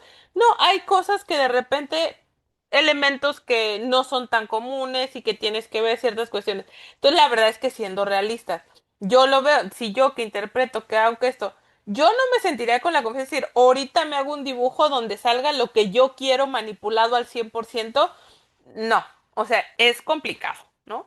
Sin embargo, sí se puede sesgar un poco la aplicación por esta cuestión. Es que le tienes que poner paraguas porque si no le pones paraguas van a pensar que tú, que ta, ta, ta, ta, ta. Es que la lluvia tienes que hacerla de esa manera. Entonces sí puede estar sesgada de cierta manera. Entonces, a diferencia, les decía, de años anteriores donde esta parte no nos preocupaba si el paciente conocía o no la prueba, porque la mayoría de las pruebas eran, pues no sabían qué era. Sí es importante. Activo adicional, sondeen un poquito si conocen la actividad que vamos a hacer. Ahora, en la cuestión de la organización y discurso narrativo, la corteza prefrontal dorsolateral interviene en qué? Secuencia lógica, coherencia temporal, capacidad de inicio, desarrollo y cierre de historias. Esto tiene que ver con la corteza prefrontal dorsolateral. Sin embargo, dependerá de la edad. Por eso no nada más es voy a aplico y ya, evalúo, sino que tengo que ver previamente la edad del niño, ¿no? ¿Cuántos años tiene? Ir viendo, porque a lo mejor en la coherencia temporal, ¿no? Que les decía, si yo estoy hablando con un niño de 4 años, quizá los tiempos le cuesten trabajo, ¿no? O sea, me va a decir lo que les decía hace un ratito, ¿no? Que mañana fue a comer con su abuelita. Entonces, ok, va a ir, ya fue, la coherencia temporal no está desarrollada, pero si yo estoy hablando con un adolescente, tal vez que tiene 16 años y me hace esta misma afirmación, entonces tengo que ver de dónde viene esta incoherencia temporal. Entonces, por eso voy a ver, ¿no? La corteza prefrontal también tiene que ver la capacidad de inicio, desarrollo y cierre de historias. Por un lado, los niños, mientras más pequeños son, la capacidad de imaginación tiene menos barreras, ¿no? Por eso el niño se puede imaginar que entonces una pulga saltó del perro y se fue al espacio y empezó a volar entre las estrellas y conoció a una amiga pulga que también había hecho lo mismo y su narrativa es más, eh, nos puede mostrar elementos que si lo analizas son poco reales, porque justo está esta parte. Y mientras más van creciendo, los seres humanos perdemos esa capacidad a veces de asombro, de imaginación, porque todo lo hacemos más racional. Bueno, eso tiene que ver con la corteza prefrontal. Entonces, quizá esa capacidad de desarrollo, de cierre de historias, mientras más pequeños sean, a veces no saben cómo concluir, cómo desarrollar, ¿no? Pero su imaginación es desbordante. Y mientras más va creciendo una persona, como que tiene más estructura en esas cuestiones, por eso es importante ir evaluando, ¿no? También ver la edad tanto cronológica, es decir, qué edad tiene en papel el niño, en qué año nació y cuántos años han pasado de su nacimiento, mi edad cronológica, pero también muchas veces vamos evaluando la edad mental más allá de la edad cronológica que pueda tener. Y estos dos elementos los tengo que tomar en cuenta. Que muchas veces a través de las pruebas proyectivas puedo abrir esa ventana para ver si necesito evaluar más a profundidad la edad mental que tenga el niño con otras pruebas más estandarizadas. Como ejemplo clínico, un niño con dificultades en la organización narrativa puede presentar ¿qué? Historias sin final, cambios abruptos en el tema, ¿no? Estaban en el espacio volando las pulgas y de repente se durmieron en su cama, no sé, algo así, muy abrupto, ¿no? En el tema. Personajes poco diferenciados, es decir, que la mayoría tenga las mismas tendencias, ¿no? Esto no solo habla de habilidades cognitivas, ¿no? Sino en cómo organiza su mundo interno, porque sí, va de la mano la parte cognitiva, cómo percibe el mundo, la memoria, también las habilidades de escritura, todo eso, sí, va a impactar.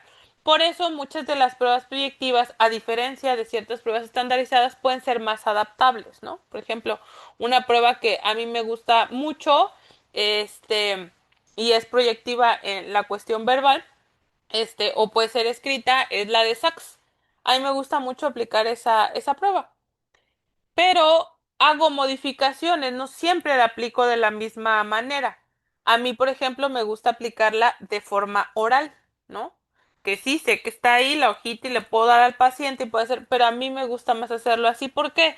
Porque yo me aseguro de evaluar esto. Hay cambios abruptos en el tema, le estoy diciendo una cosa, por ejemplo, justamente esta semana estaba aplicando la prueba niño 8 años y la primer frase, ya después de aplicarla, le expliqué todo, avanzamos y la primera frase es Carlos era feliz cuando, esa es la primera frase y se la digo, le digo, a ver, tú vas a completar y Carlos era feliz cuando y me dice yo conozco un niño que se llama Carlos y ese niño va en mi escuela y Carlos le gusta jugar con la pelota y entonces él cuando estamos en el recreo luego me invita a jugar ta ta ta ta ta ta ta ta ta ta ta, ¿no?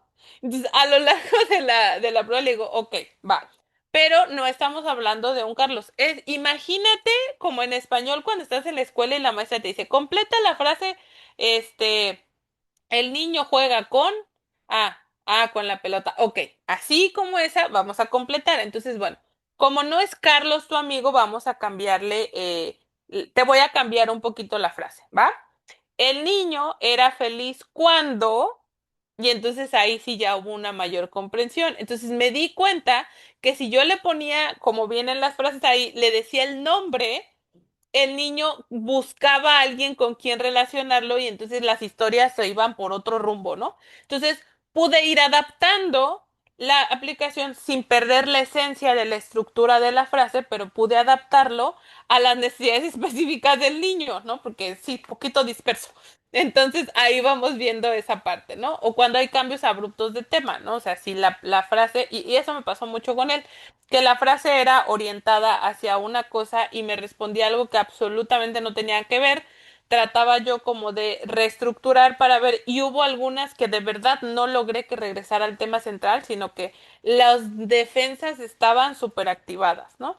Obviamente ya después de otra prueba ya me di cuenta específicamente por qué había un tema mucho más delicado, entonces pude comprender la evasión de esta situación, pero eso nos permite, ¿no? El conocer. Entonces, no quiere decir que cuando esto está sucediendo dentro de la aplicación de una prueba, ya no me sirve la prueba para nada. Al contrario, el parte de que evada, de que construya diferente, todo esto, también nos brinda información importante que podemos utilizar para complementar la evaluación, ¿va? Entonces, bueno, y si es importante, de la mano, cuando vemos que esto está pasando, a lo mejor aplicar otro tipo de pruebas para evaluar esas otras habilidades, ¿no? Eh, no sé, incluso, por ejemplo, a mí me gusta también complementar con el test de Bender que ya no entraría dentro de la parte proyectiva, sino entra en las más estandarizadas y me gusta complementarlo porque me brinda también este nivel de madurez, de desarrollo en diversas áreas que me permite a mí ir correlacionando los datos para la cuestión de la edad, del desarrollo y todo esto. Entonces, por eso son complementarias, ¿va? Ahora, el control. inhibitorio y la flexibilidad cognitiva, un poquito de lo que hablábamos. El control inhibitorio lo que hace es que permite modular los impulsos que tengamos todos los seres humanos, ¿va? Entonces, ¿qué tanto me controlo ante cierta situación? Sí entender que ahorita vivimos en una era de la inmediatez, todo lo queremos rápido, todo lo tenemos a un clic de distancia, lo que sea, ¿no? Yo quiero algo que venden en Japón y ahorita lo puedo conseguir, ¿no? Rápido. Tengo hambre y no quiero hacer y ahorita lo pido en mi teléfono y ya me llegó. Tengo una duda de algo, le pregunto a ChatGPT, decía ella, y ya me dio la respuesta, ¿no? Ya no tengo que esperar nada. Entonces, esta cuestión sí ha afectado, y a diferencia de hace unos años, cuando evaluábamos ciertas cuestiones, la tolerancia a la frustración, miren, ya no se está desarrollando mucho que digamos, ¿no? Entonces, pero el control inhibitorio justamente es lo que hace, nos ayuda a modular los impulsos. Lamentablemente ahorita es más difícil que se desarrolle a profundidad o como debería de ser por la era en la que vivimos. Todavía se busca, ¿no? Rescatar un poco y a través de los procesos terapéuticos buscamos nosotros también darle incluso herramientas a los papás para que puedan desarrollar en los niños esta tolerancia a la frustración y el control inhibitorio se active de una mejor manera para guiar en combinación con la corteza prefrontal las acciones de las personas, ¿no? Pero también hablando de la flexibilidad cognitiva, lo que va a hacer es que posibilita cambiar la perspectiva, roles o finales. Esta parte es importantísima, la flexibilidad cognitiva en lo que nosotros hacemos. Si no existiera la flexibilidad cognitiva, nuestros procesos serían únicamente de evaluación, no serían de intervención. Gracias a la flexibilidad cognitiva, nosotros podemos hacer procesos de intervención en donde incluso trabajamos en la modificación, en la reestructuración, ¿no? Si nos vamos a la terapia cognitivo-conductual, vamos a una reestructuración del pensamiento, de la idea, de la perspectiva, ¿verdad? Vamos cambiando esta parte y si cambia la manera en que yo percibo mi parte cognitiva, lo interpreto diferente, puedo activar el hipocampo de una manera distinta porque genero nuevos recursos emocionales ahí que se activen de una manera distinta y entonces mi amígdala ya no reacciona de la misma forma. Entonces, justo es todo lo que buscamos a través de la flexibilidad cognitiva. Y nos va a permitir la lectura clínica, la rigidez narrativa, ¿no? Que tantas defensas rígidas, ansiedad elevada, cómo se presenta ante los estímulos, cómo reacciona el niño, la variabilidad y la creatividad y mayor plasticidad psíquica, ¿verdad? Entonces, por eso, la verdad es que nos ayuda bastante. Esta flexibilidad cognitiva es básicamente de lo que nosotros nos agarramos para que todos nuestros procesos terapéuticos de acompañamiento funcionen, ¿no? De ahí que sea un poquito más difícil con los adultos, mientras más grande sea una persona, ¿no? Yo que también trabajo con adultos mayores, este, y es diferente, ¿no? La manera en que interpretan, porque al final del día, a ver, si tiene una creencia que ha tenido por 60 años de su vida, y viene una chamaca a quererme cambiar la idea diciendo que no está bien, pues como por qué, ¿no? Entonces, sí, la flexibilidad cognitiva conforme va pasando el tiempo se pierde un poquito más, pero no quiere decir que no exista. Que tocará trabajarla más a profundidad, que tocará dar más argumentos, evaluar más. La reestructuración cognitiva lleva un poquito más de tiempo, a diferencia de los niños y adolescentes, que es un poco más sencilla, ¿no? Aplicarla porque yo siempre les doy este ejemplo. A ver, si tengo dos vasos, un vaso lleno completamente de frijoles y el otro vaso así con poquitos frijoles, y los dos los quiero llenar de arroz, pero tengo que sacar de uno en uno cada granito de los que ya existen, ¿cuál va a ser más rápido de llenar, no? El que está lleno, lleno, lo puedo cambiar por arroz o el que tiene poquitos. Y los niños siempre dicen, pues el que tiene poquitos. Y yo, ok, tú eres el que tiene poquitos. Por eso vamos a trabajar más rápido. Con tus papás tal vez nos cueste un poquito más de trabajo que comprendan ciertas cosas porque su vasito ya está lleno. Entonces, poco a poquito tenemos que sacar cada frijolito para poder meter nuevas experiencias, ¿no? Entonces, por eso la flexibilidad cognitiva juega un papel importante en estos procesos. Ahora, la integración sensoriomotora también la vemos en la aplicación de las pruebas proyectivas, ¿no? Entonces, las técnicas, sobre todo las gráficas, activan el sistema perceptivo, sistemas motores que aportan información clínica relevante. Entonces, aunque muchas veces está como muy, últimamente, ¿no? Desestimada la aplicación de las pruebas proyectivas y habrá muchos, psicólogos que estén en contra incluso de la aplicación de pruebas proyectivas.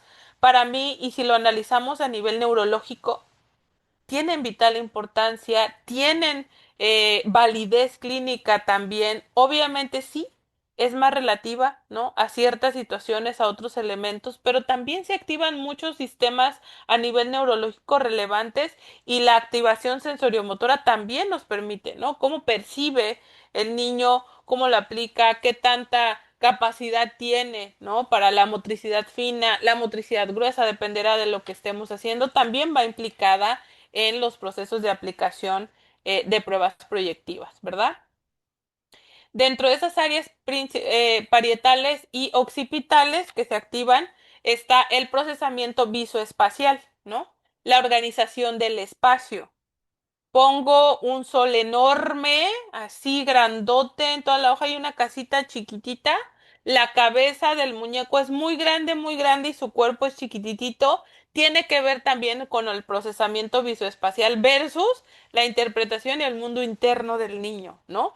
Ahí tengo yo que evaluar de dónde viene a lo mejor esta desorganización, porque el muñeco tiene una cabezota, porque sobrepiensa, porque tiene conflictos en esa área o porque en repetición de todos los elementos y en su edad cronológica y el nivel de desarrollo, todavía no ha logrado esta organización, ¿no?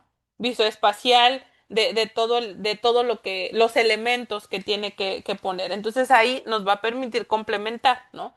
También la relación figura-fondo, que obviamente se va desarrollando conforme uno va creciendo. No es lo mismo esta relación figura-fondo a los 4 años que a los 10, ¿no? Hay un proceso de cambio.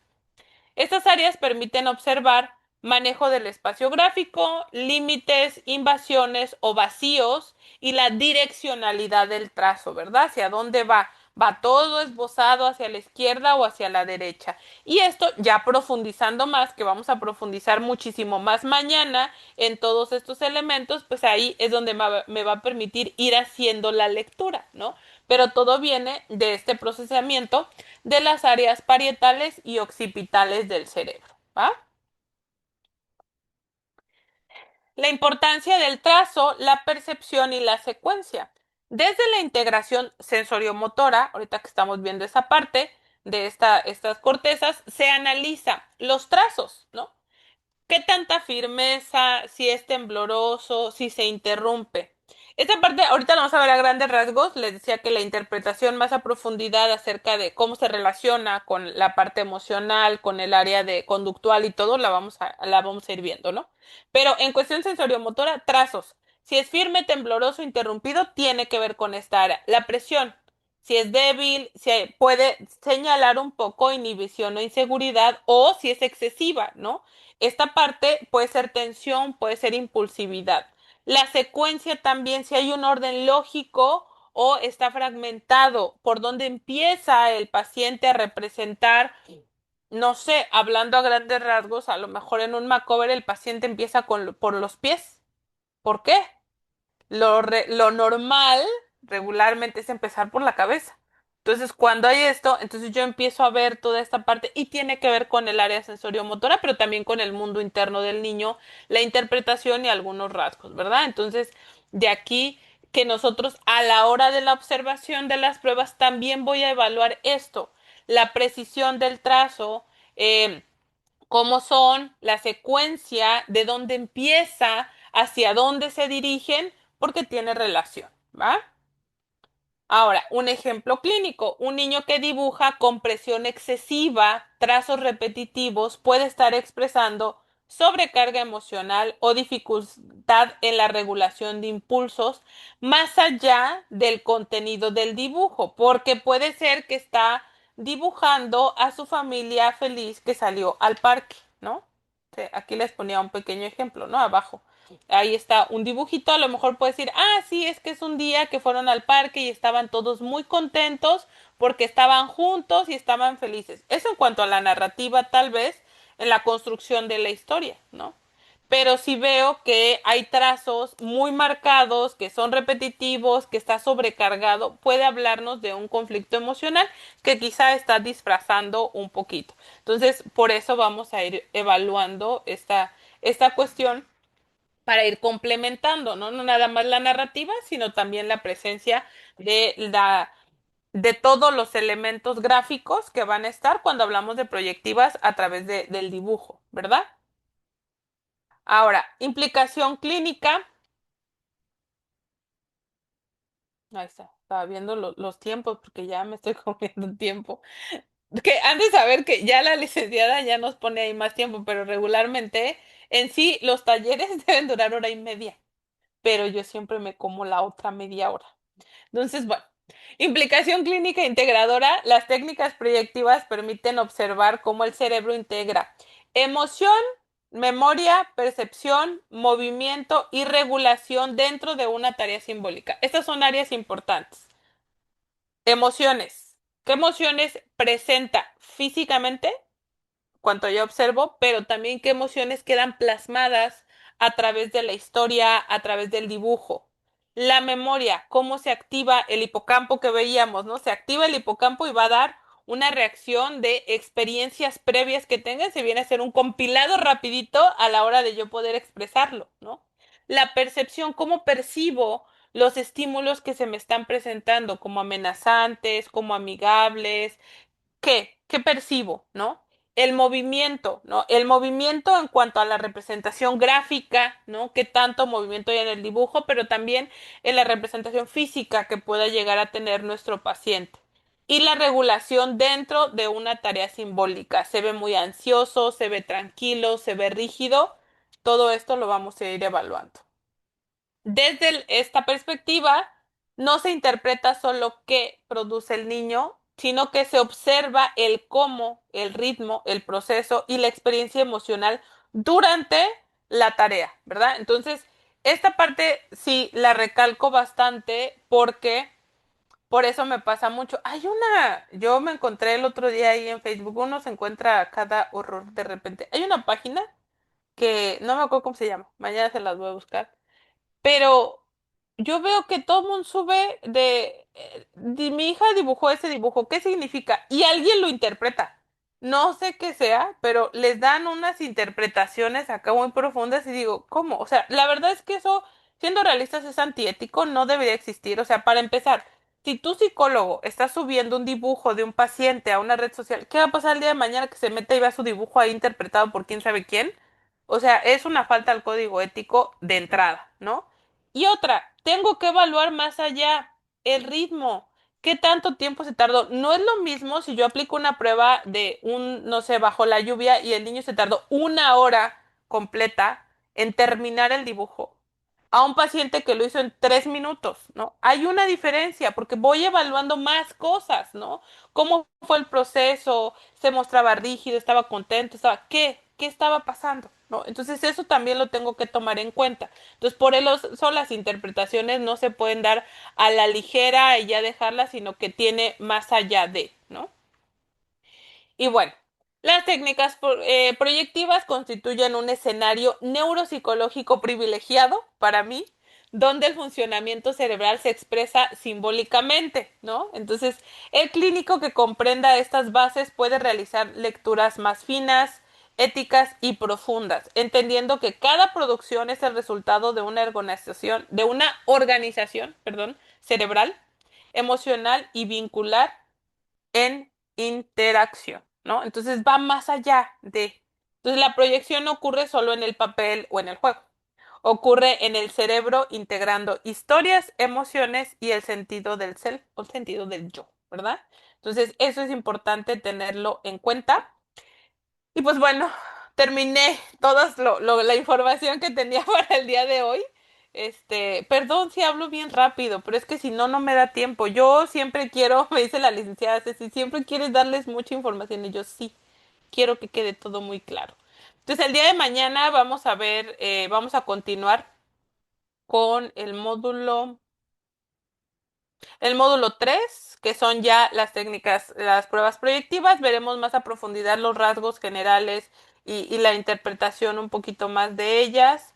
Eh, y sí, mañana nos toca eso y ya de ahí vamos a ver el día miércoles la intervención terapéutica, estrategias prácticas en intervención y pues obviamente la integración clínica, ética y el rol, ¿verdad?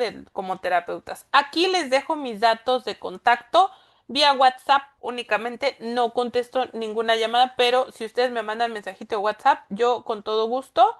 Mi número es 646-259-2352. Ustedes me escriben y ahí estoy pendiente, ¿no? A veces me tardo un poquito, porque cuando estoy con pacientes, pues no reviso. Ahorita, por ejemplo, ya llevo aquí en el curso, entonces no checo el teléfono, pero en cuanto me desocupe, yo le respondo y también vía Gmail le pueden mandar un mensajito a cursosdaniela.ramos@gmail.com. En redes sociales, ya sea Instagram, Facebook, TikTok, YouTube, me encuentran como @SIC Daniela Ramos y ahí publico, sobre todo en Facebook, les subo información, les subo archivos, documentos gratuitos, videos y también la información de los próximos talleres que tengo.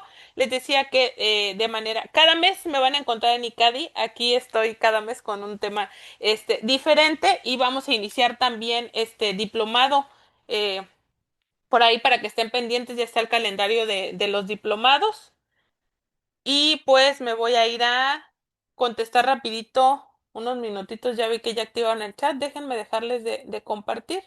Cualquier duda, también para los que nos ven en la retransmisión, si les quedan dudas, pues no puedo entrar a la retransmisión, es la verdad, pero me mandan mensajito y ya, ya lo voy integrando, ¿va? Entonces, bueno, les voy a dejar de compartir, tan, tan, tan,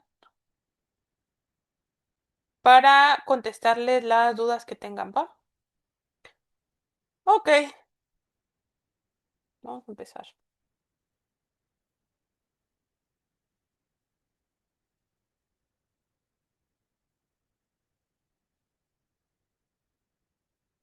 Sí, para las personas que les interesa obtener la constancia, en los grupos les van a mandar mensajito o a los administradores les pueden enviar mensajito.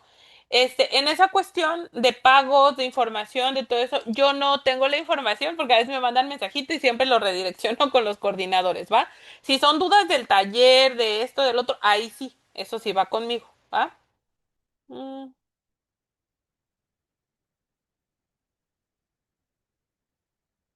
Cuando adquieren la constancia, Paul, sí, llega el video de las 3 clases, la constancia y el material adicional, que en este caso, para este taller en específico, son las pruebas proyectivas que veamos, ahí vienen en el paquete, ¿va?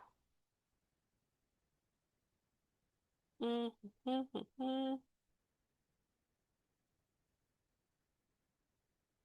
Ay, Ariana, perdón si sentías que iba muy rápido. Es que si no me apuro, no me da tiempo.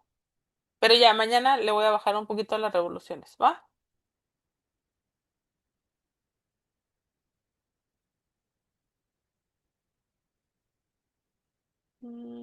Está. Que aquí preguntaba, me había una pregunta, ¿podría ser el test de la familia o el contexto si es dibujo libre? Obviamente cambia muchísimo, ¿eh? Si nosotros vamos a dar a un paciente un dibujo libre y dibuja una familia, no podría yo evaluarlo estrictamente como el test de la familia, porque mi consigna no fue esa. Lo voy a interpretar desde la parte del dibujo proyectivo, los elementos y todo, y tal vez sí puedo rescatar algunos rasgos, pero no podría evaluarlo específicamente como un test de la familia, porque la consigna siempre va a ser lo que marque la diferencia, ¿saben? Si yo voy a aplicar un test bajo la lluvia y doy toda mi consigna a que un día el paciente dibujó algo y estaba lloviendo, ¿no? Hay una diferencia. Entonces eso sí es importante tenerlo en cuenta.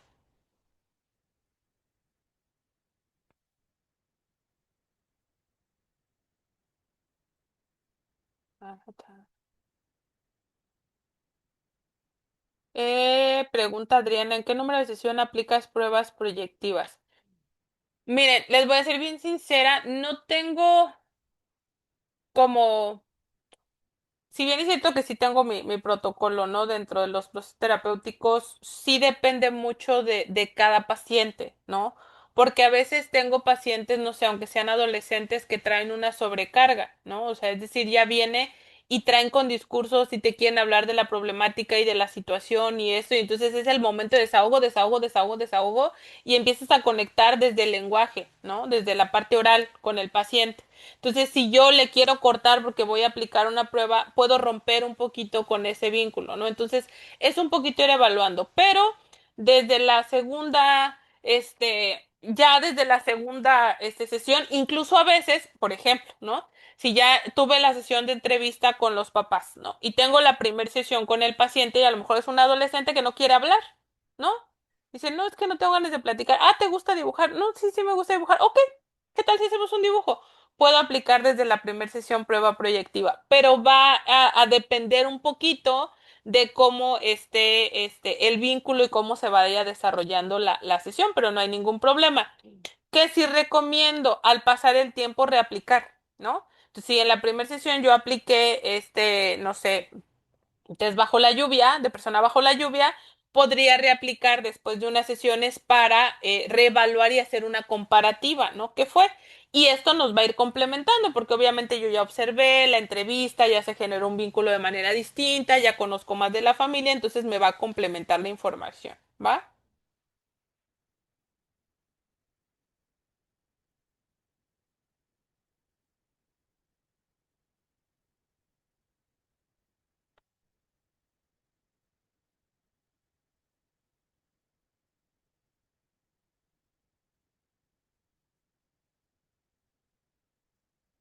Dice, en esta década de incremento en la poca tolerancia, tanto en niños como en padres, también tendríamos que dar doble de técnica. Sí, nos toca muchas veces y por ejemplo, ¿no? Me decían algunos, psicólogos, ¿no? De los grupos de mentoría que doy, de repente me dicen, ¿no? Como, ay, es que los niños pequeñitos, o sea, ¿cómo le haces, ¿no? Para trabajar, no sé, con un niño de 4 años. Y es que lo que trabaja uno con el niño de 4 años básicamente es ir evaluando los papás a través del niño para poder darles técnicas, herramientas y estrategias a los papás, ¿no? Entonces, gran parte del trabajo que hacemos nosotros es con los papás, ¿no? De ahí que yo siempre les platico, ¿no? Que en su momento yo pensé, yo cuando salí ¿verdad? De la carrera y todo, dije, no, yo voy a trabajar únicamente con niños, ¿no? Esa era mi idea. Pero luego dije, no, o sea, es que esos niños tienen papás y luego realmente el problema es el papá, ¿no? El niño nada más es el síntoma. Pero si no trabajo con los adultos, ¿cómo? Entonces ahí me fui formando, ¿no? Entonces fui trabajando con adultos y después dije, sí, pero ese adulto a veces trae broncas de pareja, ¿no? Entonces me formé para la parte del área de terapia de pareja y luego dije, bueno, pero son un todo, ¿no? También terapia familiar. Entonces ahí me fui expandiendo porque sí, al final del día el niño va a ser el síntoma que refleja de una problemática, ¿no? A veces como la ovejita negra de la familia dirían por ahí, pero a veces esa persona que salta en síntomas, pero no es que él sea el problema, sino que hay toda una red alrededor, ¿no? Una construcción de relaciones que se van dando por ahí.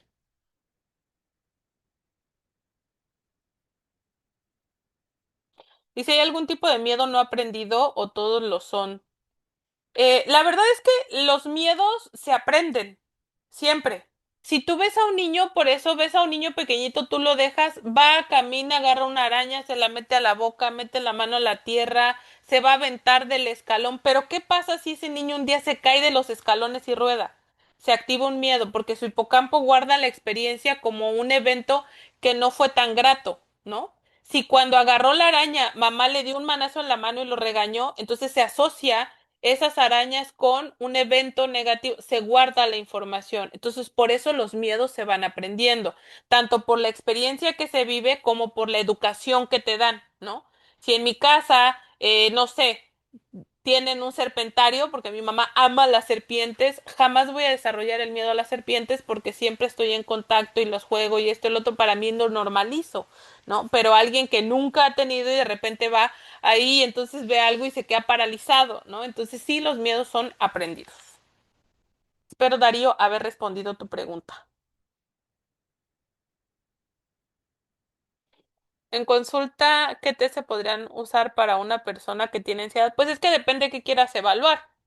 ¿No? Porque las proyectivas nos sirven bastante porque es conozco el mundo interno de mi paciente, ¿no? A través de, no sé, por ejemplo, el de persona bajo la lluvia nos brinda mucha información porque justamente es para evaluar cómo reacciona el paciente frente a estímulos que puede percibir como amenazantes, ¿no? Entonces ahí nos va a brindar información. El test de SACS también para evaluar qué área es la que está como que con mayor presencia de ansiedad, entonces puedes ir complementando. Dependerá de la edad, a lo mejor el CAT-H o el CATA lo podrías aplicar y te va a dar información que mañana vamos a ver un poquito más a profundidad, ¿va?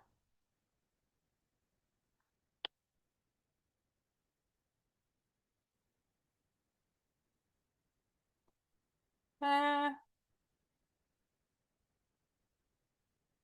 ¿cuáles son las pruebas proyectivas más significativas que me han servido a mí? A ver, Adriana, déjame pensar. Amo la prueba de sax, me gusta muchísimo. Esa siempre la aplico yo, de cajón, es de mis pruebas de cajón. El test bajo la lluvia también me gusta bastante, siento que me brinda mucha información. Y el CAT también me gusta, aunque ese no siempre lo aplico, ¿no? El Macover normalmente pues es de los más como conocidos, el HTP, pero creo que sí es ir evaluando un poquito las necesidades del paciente.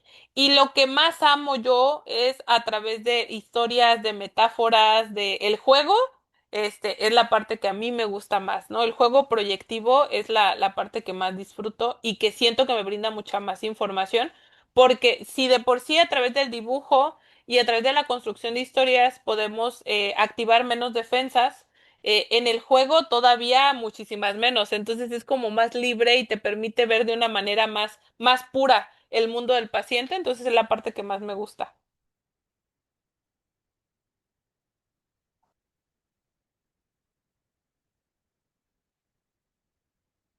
Sí, ahí Claudia, que preguntas que estás en Guatemala si vale 270 pesos mexicanos, sí, digo, no sé, creo que también tienen en dólares, no sé cuántos dólares son, para que conviertas la moneda ya sea a pesos o a dólares, ahí dependerá a través del servicio de pago que realices, ¿no? Sí, mañana continuamos con este taller, por ahí preguntaba Marve, mañana continuamos con este taller, acuérdense que son 3 días.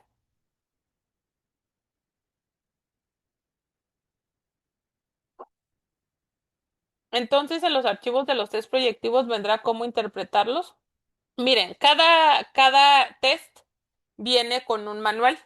Entonces, el manual de aplicación y es un manual de calificación, ¿no? De interpretación que se dé. Entonces, sí vienen, pero ojo, este taller no certifica a una persona para poder aplicarlos. Si tú ya eres psicólogo, si ya tienes la formación, te puede servir como una herramienta adicional a tu práctica porque ya tienes las bases, pero no quiere decir que si yo soy, no sé, enfermera y tomé este curso y entonces ya puedo aplicar pruebas proyectivas, realmente no, porque se requiere una cédula profesional de psicología para la aplicación e interpretación, si no podrían meterse en una bronquita legal.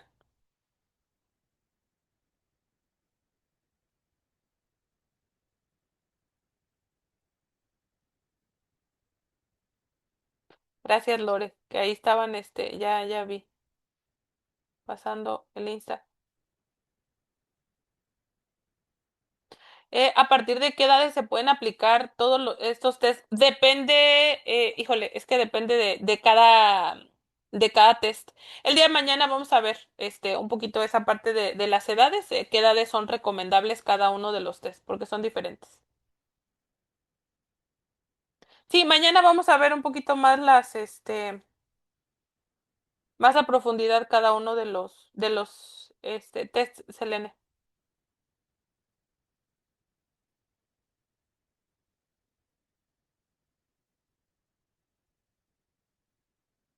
Yo me acabo de graduar de psicóloga, al recibir mi título puedo aplicar. Sí, o sea, cuando ya son psicólogos, sí, obviamente sí les recomiendo siempre La parte dependerá de su manera de estudiar, ¿verdad? Quien son más de leer y todo eso, bueno, pues sí pueden ver.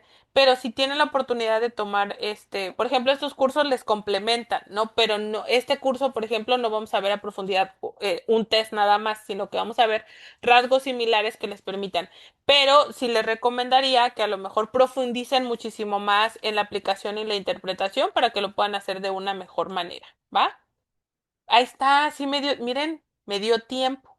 No en mi hora y media, en las 2 horas que yo me tomo, pero me dio tiempo de exponer el tema y responder todos los comentarios y dudas que tenían por ahí.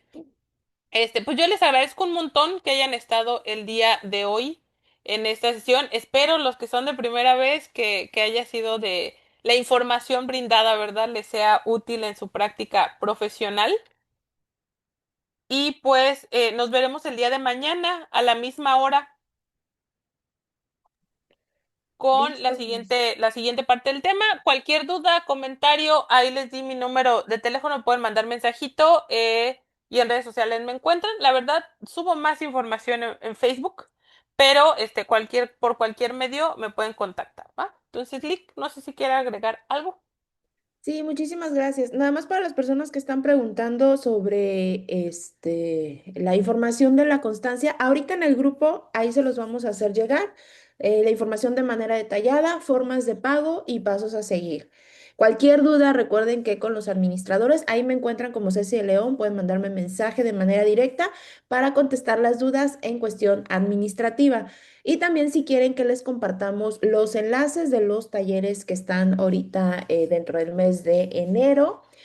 Y también para aquellas personas que no pudieron ver la clase de manera completa, recuerden que a las 7 de la noche, hora Ciudad de México, va a ser la retransmisión. En el transcurso de la tarde les vamos a estar haciendo llegar el enlace para que ustedes se conecten y pues bueno, tengan una segunda oportunidad de poder ver esta clase de manera gratuita. Recuerden ver la clase a la hora señalada porque al día siguiente el video ya no va a estar disponible, es por tiempo limitado, así que pues bueno, aprovechen esta segunda oportunidad y nos vemos mañana a las 11 de la mañana de manera puntual para la segunda sesión. Recuerden que son tres, así que vamos en la segunda y el miércoles pues ya estamos finalizando. Gracias, Mesa, y gracias a todos. Nos vemos el día de mañana. Bye bye.